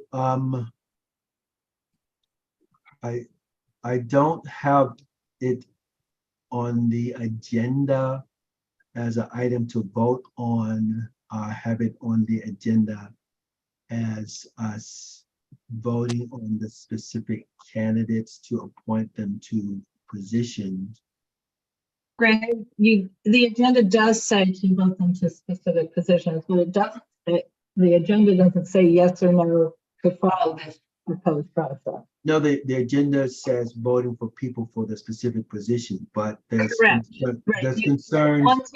Yeah, that's for the concerns, but you do have on the agenda these appointments. You don't have on the agenda that you could do it, is essentially to vote an up or down vote even on the ID. I suppose you could do a motion up or down on even the ID. I think based upon that, I think we should, because I think people understand the concept enough to have an opinion on whether we should do this or not. And even though the concept is not on the agenda, I still think we need to poll the room to find out if we should move forward with the. Yes, I agree. I'm just saying that's not on the agenda, but I think it's implied. I think you could do it. Okay, very good. Okay. You have so- hands. Okay, Chris or Teresa, do you want to say anything before I present the question to the board? I have a question about done regulations regarding appointments. Is there anything in our regulations that prevent us from making appointments and voting on appointments as they come available? That is, is a restriction that within a month or 2 months of election, we cannot fill vacancies that come available through natural attrition or, Should I just answer that? Having been the bylaws, and our bylaws allow us to appoint vacancies. So we have one vacancy tonight, official, Taylor. I think the others were going to happen sort of in a moment. So Charlie's not yet gone because she's here tonight, but is planning to vacate. She can announce that she has vacated if she wants to tonight. So we can appoint vacancies. There's no restrictions on when we can appoint vacancies, other than our own moral practice.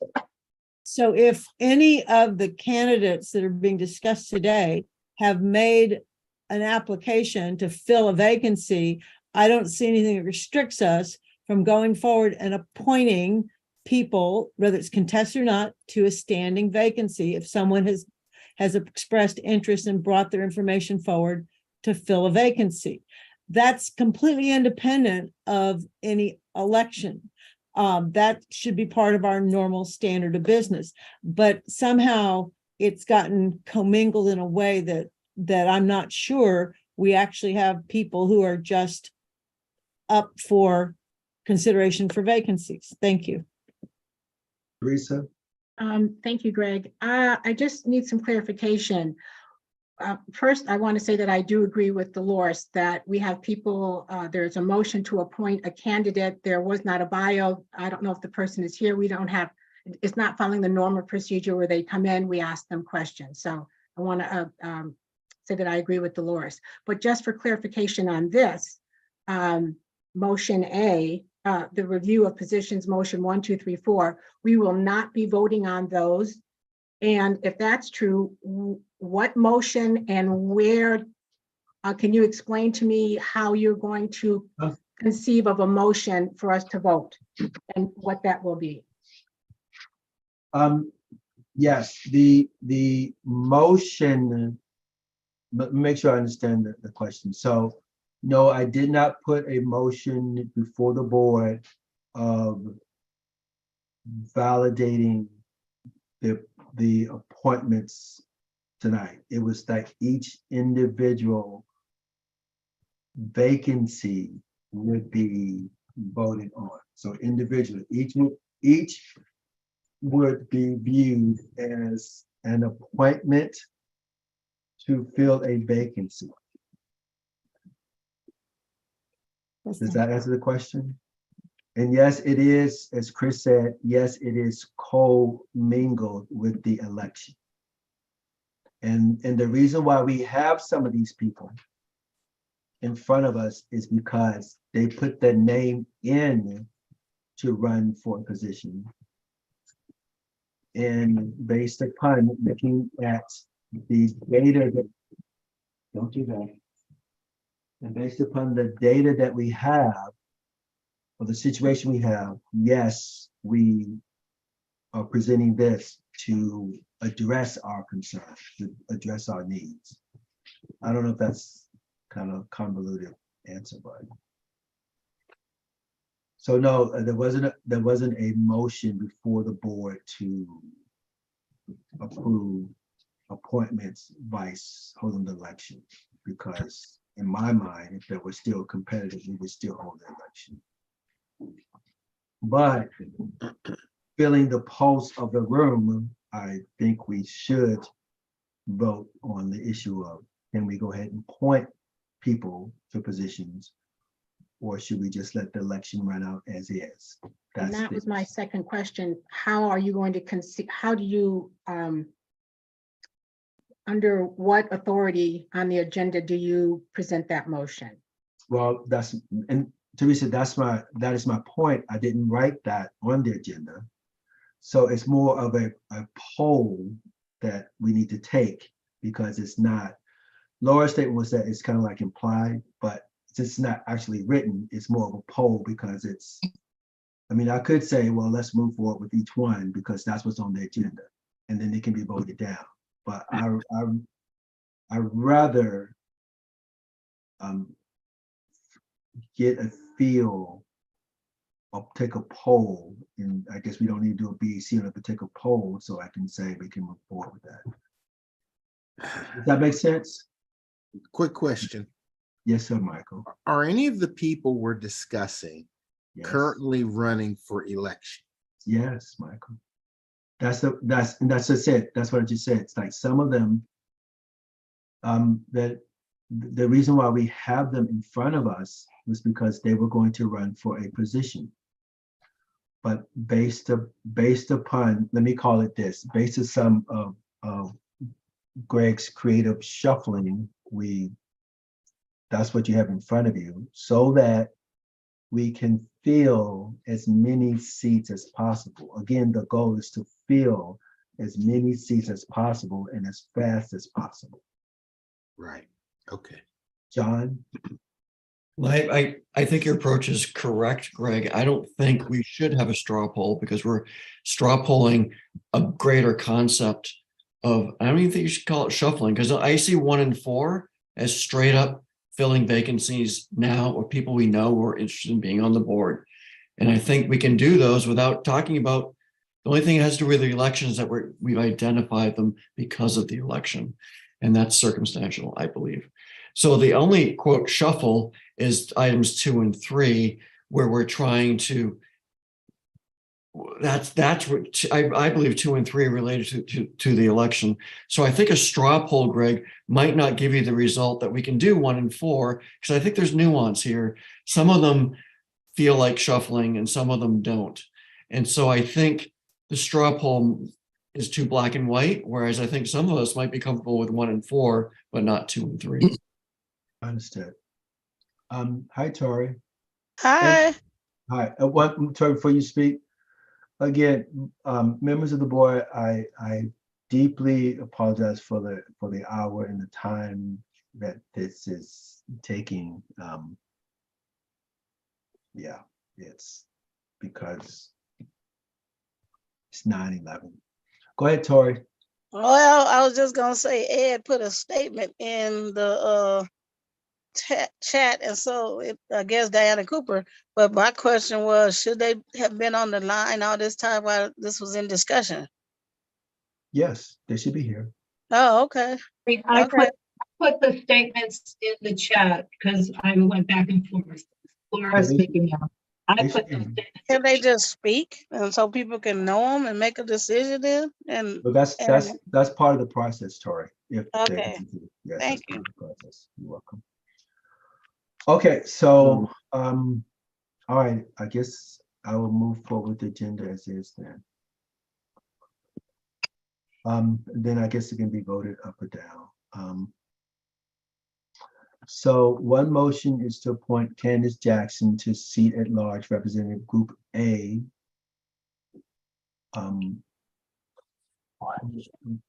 Seat A, will be vacated by Charlie Pat. And Charlie's statement to me was that she needs to resign, and that she was willing to remain on the board until we found a replacement. So she's here tonight, because I asked her to be here tonight. She asked me if she should come. I said yes. So, but her intent is to resign, and then if we had someone to take her seat, it's a smooth transition of his seat not being vacant, and the needs of the board are met. And so that's that. As far as the concern about the candidate's bio, no, I did not put them in the thing because they're on the election board thing. That doesn't help you. Greg, I did just put them in the thing. Their bios are in the chat. Okay, so I'm that's reading Candace's. okay. So Candace, are you here? Can you speak to us? Candace, I knew she was here.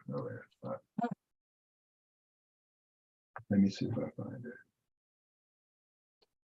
I think she left. Yep.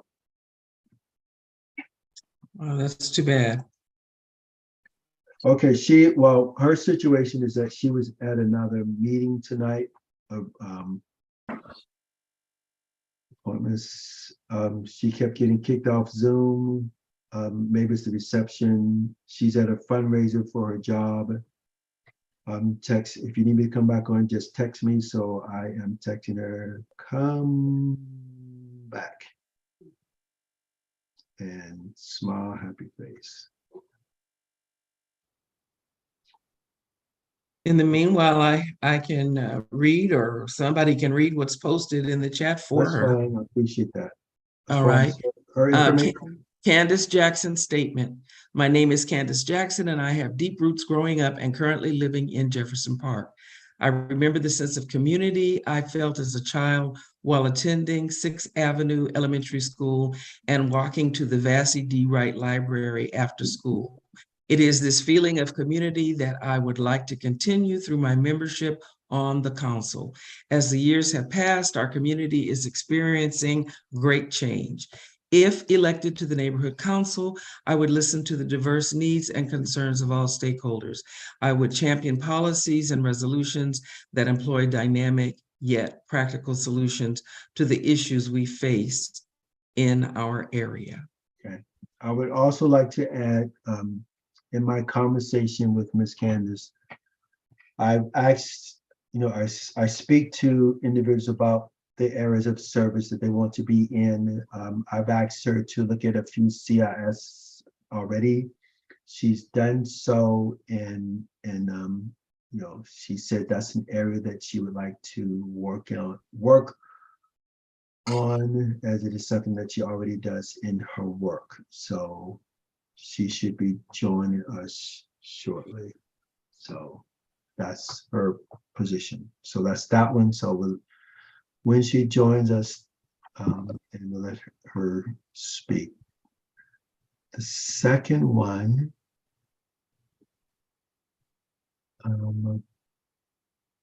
number 2, the second one is appointing Laura Myers to the at-large seat that has been vacated by Taylor Fife. So with that one, there might be some concerns about, as Chris said, about a vacancy, but if my concern is that if Laura's going to fill that seat, then she needs to resign from her current position to take that seat. Because you can't fill 2 seats at once. Yes, but on a practical basis, with the feedback, I think I can't resign until I know how you guys would vote. I understand I can make a statement that I would simultaneously resign if you voted yes. I'm not gonna, well, I'm not gonna resign and then find out you're voting no, for obvious reasons. No, I understand. I just, I Little don't want to be a stickler key for the at this rules. stage, don't you think? Just No, I saying. hear you. I hear you. I don't want to be a stickler for the rules, but like you This want is to a vote. hot mess. Yeah, I think you kind of Okay, have. why don't we say this? I will resign at 10:30 p.m. tonight. And, No, and I think, you understand where I'm coming from here, folks. All right, Charlie, Candace is back in the room, so Candace can, Okay. let's go back to Candace. Hi, Candace, how are you? Can you hear me? Hello everyone. I'm doing well. I think that I'm at a work event now. So I've been listening for the past hour or so, and I think we're having some great discussion about just neighborhood council and the work that you all do. And so, Mr. Jackson, is there anything in particular you want me to share, or? Well, we read your candidacy statement to the boards. Yes, could you tell us about what, for example, let's just take something very practical. Your reading of the CIS and your thoughts about that, and then just how you feel like you could help us move forward as a board. Okay, so I got a chance to take a look at the CIS, but before I share that, so part of my job, like my professional job, is I work for Government Affairs for a nonprofit, and I analyze all the bills and things that come out from the legislature on education. And so I think that I can, hello? Oh, yeah, I we think hear that, can you hear me? Okay. So I think that I could bring that skill to try and identify things that we can take part of, that we could submit our impact statements on. And then just growing up in the neighborhood, like I'm from Jefferson Park, grew up there. My grandma was there, my mom was there, cousins and things that were there.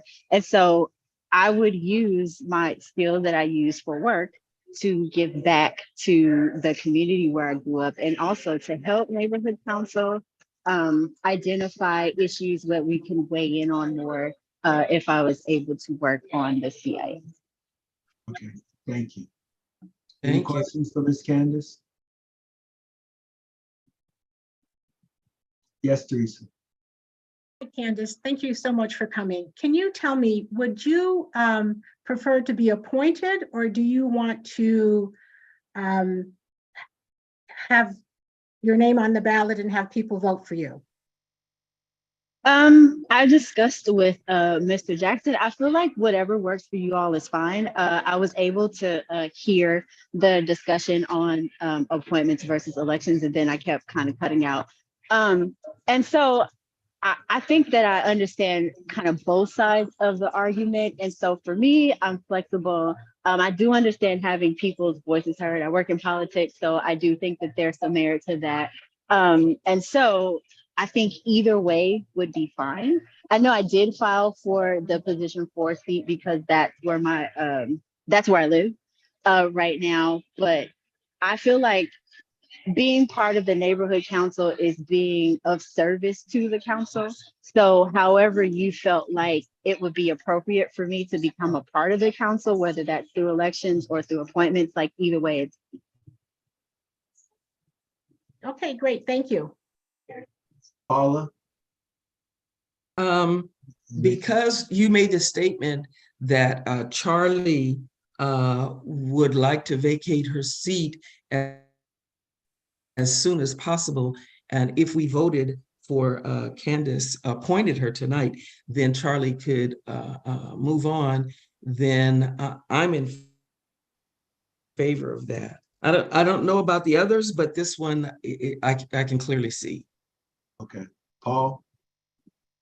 Yeah, actually, I'm kind of curious about the answer to Nuriel's question, because I recall when I was appointed, I had an application and it was in the agenda, and And I don't see any of that here, so I'm a little bit confused about the process and whether we're maybe putting the cart before the horse. Mm. Like maybe we should actually have those applications in the agenda so we can review in advance.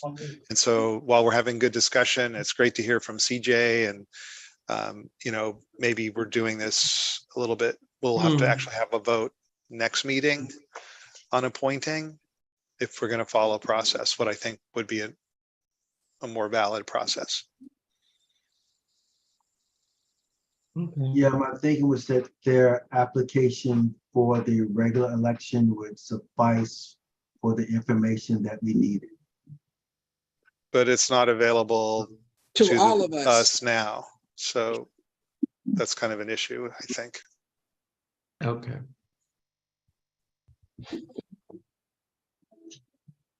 Okay. Nuriel's hand is up again. Yeah, and Candace, you're awesome. I want you to have you join us just to say that. I'm just going to continue to process nerd. I think to Paul's point, you know, there's questions, you know, in that packet that I think are useful to look ahead of time. The other question I have is, for the potential vacancy in Charlie's seat, was there a notification to the local community that there is a vacancy with an opportunity for multiple people to advance potential appointments, and for us to then to be able to consider multiple people for that position?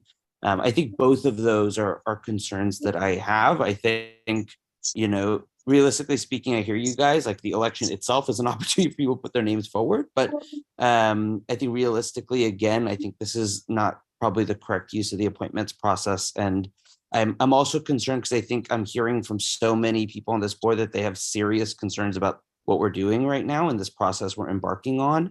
And it seems like we're continuing to move forward with it despite that. So I don't know.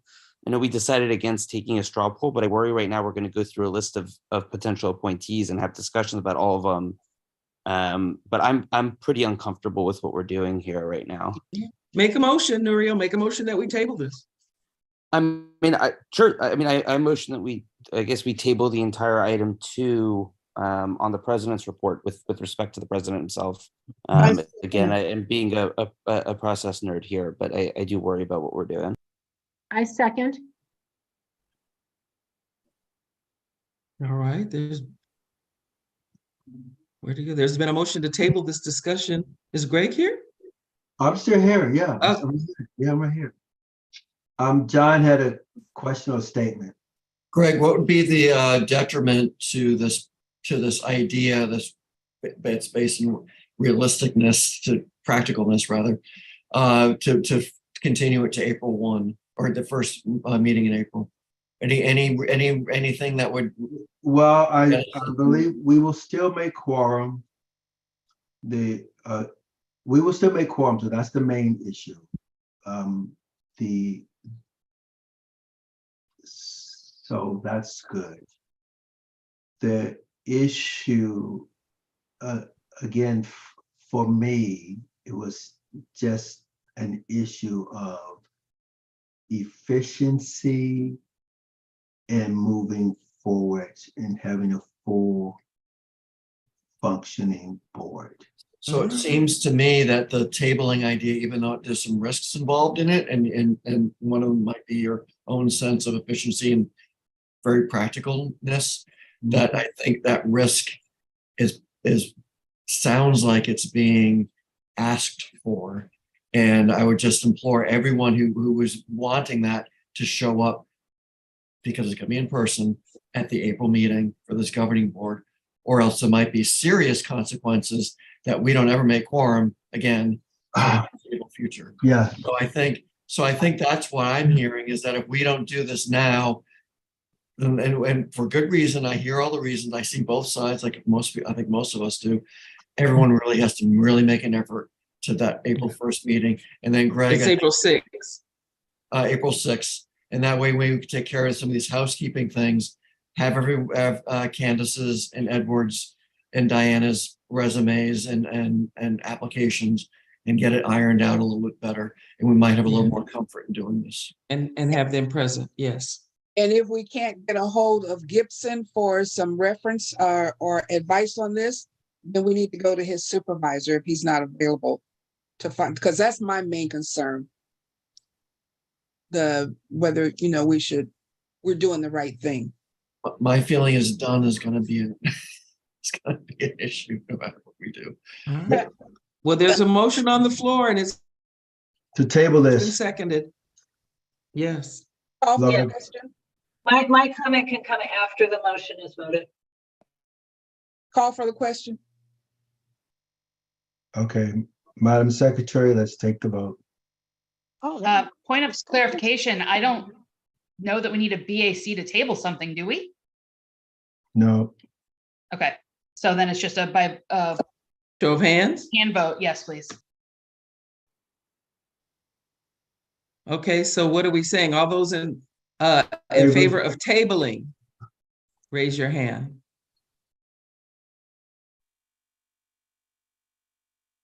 I don't know, how many do we have?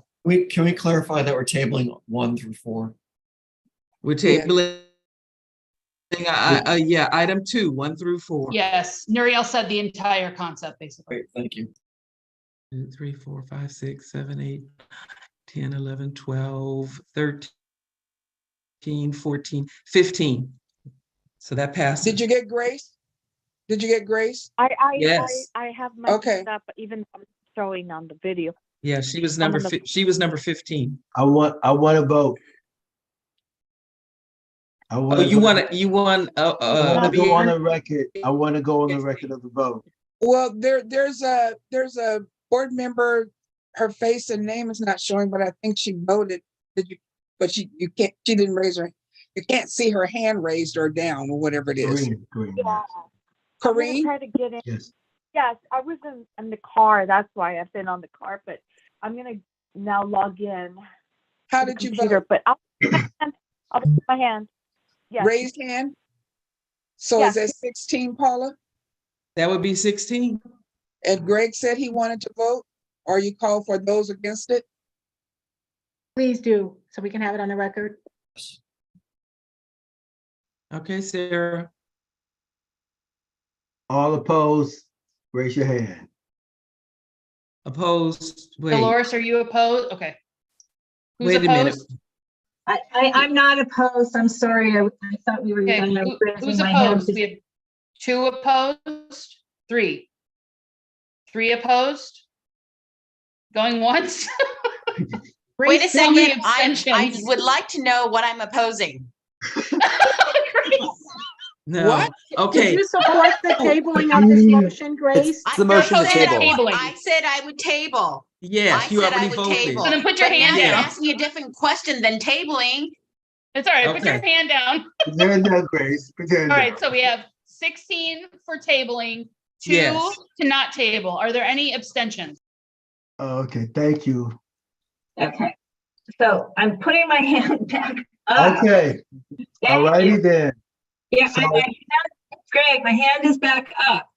Yes. Just for yes, clear, no, not about the motion. We're past the motion. It's just relative to it because you were yes, talking yes, about yes. April 6th or whenever is our board meeting. But keep in mind that either March 26th or April 1st is our meet and greet in person. Candidates, I'm sorry, I'm just gonna circle back. I'm circling back because it comes before the board meeting. So everybody will be at the meet and greet. Thank you. Including current board members. Okay, we will need reminders of that. Okay, And I just would like to say to the candidates that I am not opposed to the process. My position is, not opposed to your appointments. No. My issue is with the process. Yes, we just want to make sure we do it right. I also would like to second what Dolores said, and I want to thank the candidates who stayed on the chat and spoke to us and submitted in the chat some of the information about their backgrounds. Thank you. I appreciate the time and effort they put in. Thank you. Thank you, Chris. okay, candidates that came, we appreciate your time and effort. I will speak to all of you about I will send you additional forms for the appointment process. And then we will clarify, give you information on the meet and greet information. And I will speak to all of you in the days ahead. So Miss Candace Jackson, no family relation. Mr. Sanders, good man, going to do economic development. Miss Cooper, who's ready to lead the way in so many areas for us. So I thank you for your time and your service and willing to work with. Yes, thank you all. Okay, so have a They're good more evening. than welcome to stay to the end of the meeting if they want. No. Had enough of that. Okay, stop. I would suggest maybe to wait for the report, because then I will be giving the dates of the different events Okay. that we would be holding. So for the Okay. whole board and the candidates. Okay, so let's move forward with the agenda. So Yes, Greg, it's imperative that land use happen before 10 o'clock because I need to leave. yeah. And we I'm are trying at tomorrow. to move forward. I'm trying to sorry, I move want to forward. say, I know that, but we have a tomorrow deadline for the land use item. It is due tomorrow at the city. And we, by being last time, you had to close the meeting because we May I lost. may I move forward so that you can get to it? Yeah, I will make it CIS less- is I will next. make it less than a minute. Okay, so the next thing, I had some information on the CIS. I put it in the folder. I will say for tonight, this is just something that I will encourage us all to read and to scan, and then just consider the possibility of us. I know in the past, we had months where we were responsible for reviewing the CIS record. So we may ask people to do that. So I'm encouraging, as a general employment, for everyone to look at the legislative report, which is connected to CIS information, because this is information of things that's coming from City Hall. So that would be that item. So moving on, we've did the funding request already. We have one other funding request. No, we don't. Laura thought that we might need a hotspot because we weren't sure of the strength of the Wi-Fi at Gramercy, but I ran a test and the Wi-Fi is strong enough there. We did have an audio issue. I don't think it was because of the Wi-Fi. So we do not need this contraption Laura thought we might need. So we can skip that. So we don't need the hotspot. Thank you so much. Okay. Going to the committee reports, we'll go to planning and zoning. John, shall I make you a host? What? I don't A think was so. outreach. Oh. A was outreach and in election. You're correct. I stand corrected. Can planning and zoning, never mind, go ahead. Lizzie, you want to go? If it's something that needs to be done right away, maybe we should go forward with them first. I think we'll have time. Lizzie, go ahead, please. All right. So very quickly for outreach, thank you to the board members who on a short notice showed up and helped out the Debbie Allen Dance Academy block party on Sunday. So shout out to Kareen, Laura, Greg, and Chris Carlson. Thank you so much. We engaged with the community, so thank you so much. The next outreach event, if we don't get another invitation, will be on April 16, Ciclavia in Arlington Heights. Please save the date. For elections, this is what we had planned in advance.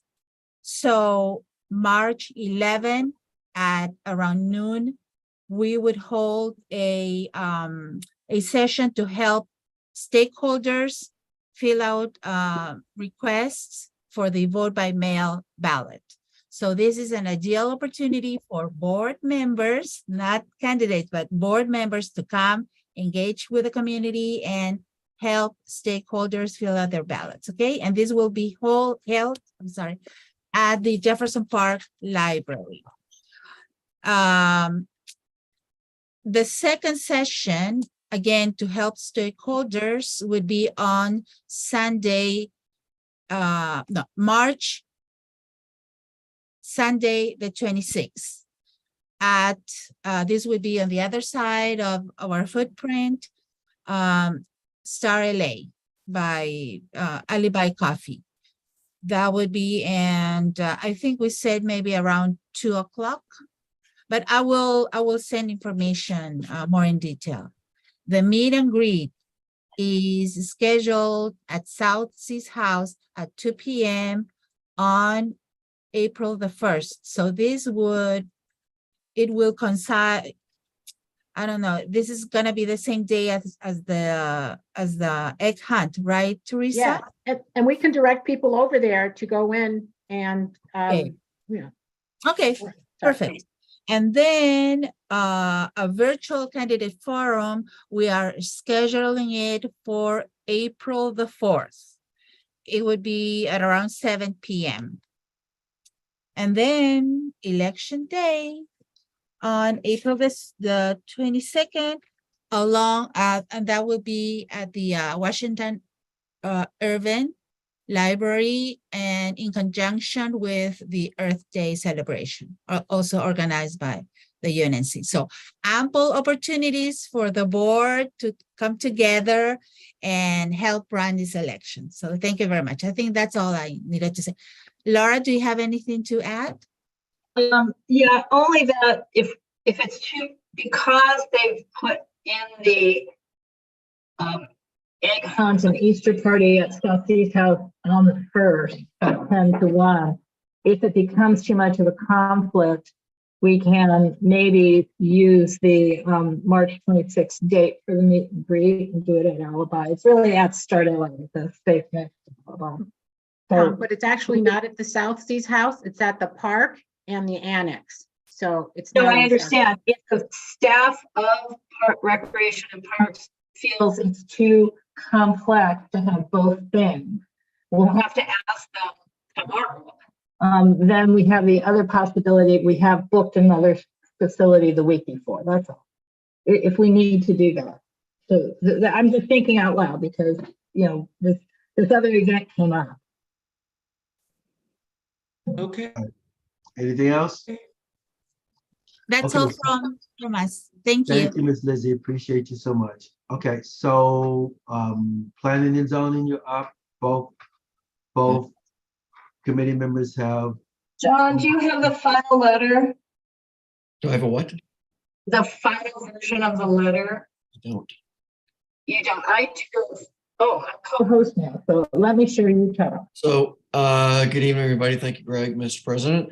You might recall last meeting, we did vote on supporting the al fresco dining ordinance that is before the city council. We had reservations about making sure all the city departments talk to each other and whether you don't have planning, fighting with trees, fighting with Bureau of Engineering, fighting with whoever. So, and that was the crux of it. There was a subsequent hearing at the planning department and another issue came up, and there's another meeting tomorrow. That's correct, Laura, the meeting is tomorrow? No, deadline for submission.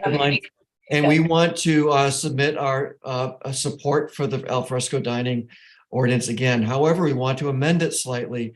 And what looks like is happening is that there's concern over regulation that would disallow smaller establishments, local establishments from partaking in this ordinance, i.e. having outdoor dining, in favor of larger establishments, perhaps chain restaurants, that would have an easier time paying the fees for and complying with the regulation that is swirling around the al fresco dining. So it's our position to add to what we already did is to request, demand, require that there is incentivization and accommodation and prioritization for local businesses to participate in this and that they don't get left behind in the regulatory dust. And that is the gist of our changes. So the Planning and Zoning Committee is making a motion to amend our previous position to still support and comment as we did, but add those concerns about over-regulating to the point where local businesses are not able to participate. And so the letter is in the packet. I've got it up on the screen. And the only thing I think I want to suggest that we now change, so realize for tomorrow, we don't really need to attach the new BAC. I need the vote numbers, but we would need the BAC when it goes to planning commission. I think to make our people stay up late and do a BAC and hurry it up and get it signed is not necessary. So I would suggest that we just eliminate the very last sentence. Our BAC is attached. Just give them the vote. We'll have BAC if we need it for planning commission. Is that okay? That's it. I'm going to go ahead and hit delete. And I cannot see if there's questions. I don't know if you can. Any questions, comments? Do I have a second? Yeah, the motion would be to adopt this revised letter. I second the motion to adopt this revised. Thank you, Chris. Any comments or a call for the vote? All for the vote? Thank you, Teresa. Is this a BAC? Yes, this is a BAC. Yes. Hold on just a moment. I'm gonna get this done for you guys tonight. Right, but I still, just in case it can't get signed so quickly, we don't have to submit the BAC, just the vote itself. And then have the BAC in the back pocket for the hearing in a few weeks. Got it. Okay, Jasmine, Yes. Nuriel, Aye. Dolores, Yes. Raheem, Yeah. Charlie, Yes. Paul, Yes. Laura, Yes. I am a yes. Paula, Yes. Paula, okay. Grace, Yes. Dennis, Yes. Kareen, Yes. Teresa, Yes. Michael, Think we may have lost Michael. okay. Chris, Yes. Greg, Yes. Sarah Lacy, Yes. John Arnold, Yes. Lizzie, Yes. motion passes. 18 yes, 4 absences. Okay. So I'll have one update to previous cases. 1848 South Gramercy has been before us for years now. Finally had its last hearing at the City Planning Commission. And contrary to what we voted on, I'm kind of trying to refrain from all of my opinions. It did pass. But it was a remarkable meeting. That was an opinion. It was a meeting that there was a lot of emotion from the City Planning Commission. Unanimous words like disgust and I hate this. I'm going to hold my nose and vote for it, but I must, because the city attorney who was present said that if they did not vote for it, or if it went down, they could vote however they wanted, but if it went down, that would result in all sorts of chaos and lawsuits. Lawsuits, probably not chaos, but lawsuits. So they voted for it. It was John Arnold's opinion, was remarkable. We did present our case once again. We affirmed our case, reaffirmed the CISs and letters that we've been putting in for years, but it did pass. In John Arnold's opinion, I don't know what's going to happen now. I still have an opinion it will never get built. I think this is a dog catches car event where this developer made it worse, by the way. I don't know, you might remember last meeting that they added a floor. So it's now 8 stories, just got worse. So we don't know what's going to happen, but it did pass. And I think this might be a watershed event in how the city appeals to the state and how to apply density bonus in events where it is egregiously contrary to all the things that we are used to in planning and not in a NIMBY sense. We made it very clear that we are not a NIMBY neighborhood council. that we support housing. We have supported housing, thousands of units of it. So we'll see where it goes, but it was a remarkable meeting. Teresa, do you have anything to add to that assessment? Teresa was there. No, you covered it all, John. So It was so amazing. anyway, thank you for all your attention votes over the years, and let's see where it goes. But it is now, the entitlement part is done. Thank you. Don, I want to thank you for, Laura, also thank you for your leadership in this area and your expertise in leading the pack, and also for many others that worked on that. It was really good community effort to oppose this and express the current concerns of the community. So Thank you, Greg. Thank you, Mr. Yeah. President. We did our best. We attended every single meeting. Yep. Every single one. So thank you. okay.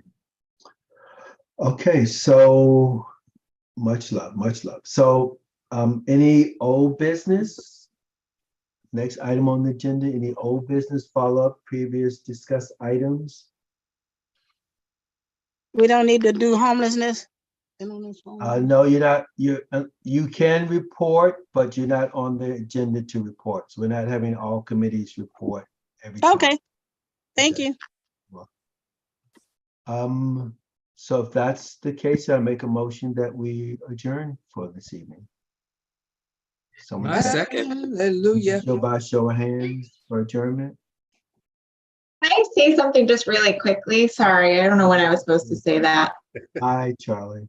Hi. Sorry. I just want to say thank you to everybody, and that I am so disappointed that it just didn't work out for me logistically. And I appreciate everybody's patience, because I know I was late to every single meeting, and you guys, embraced that and kind of, let me do what I needed to do.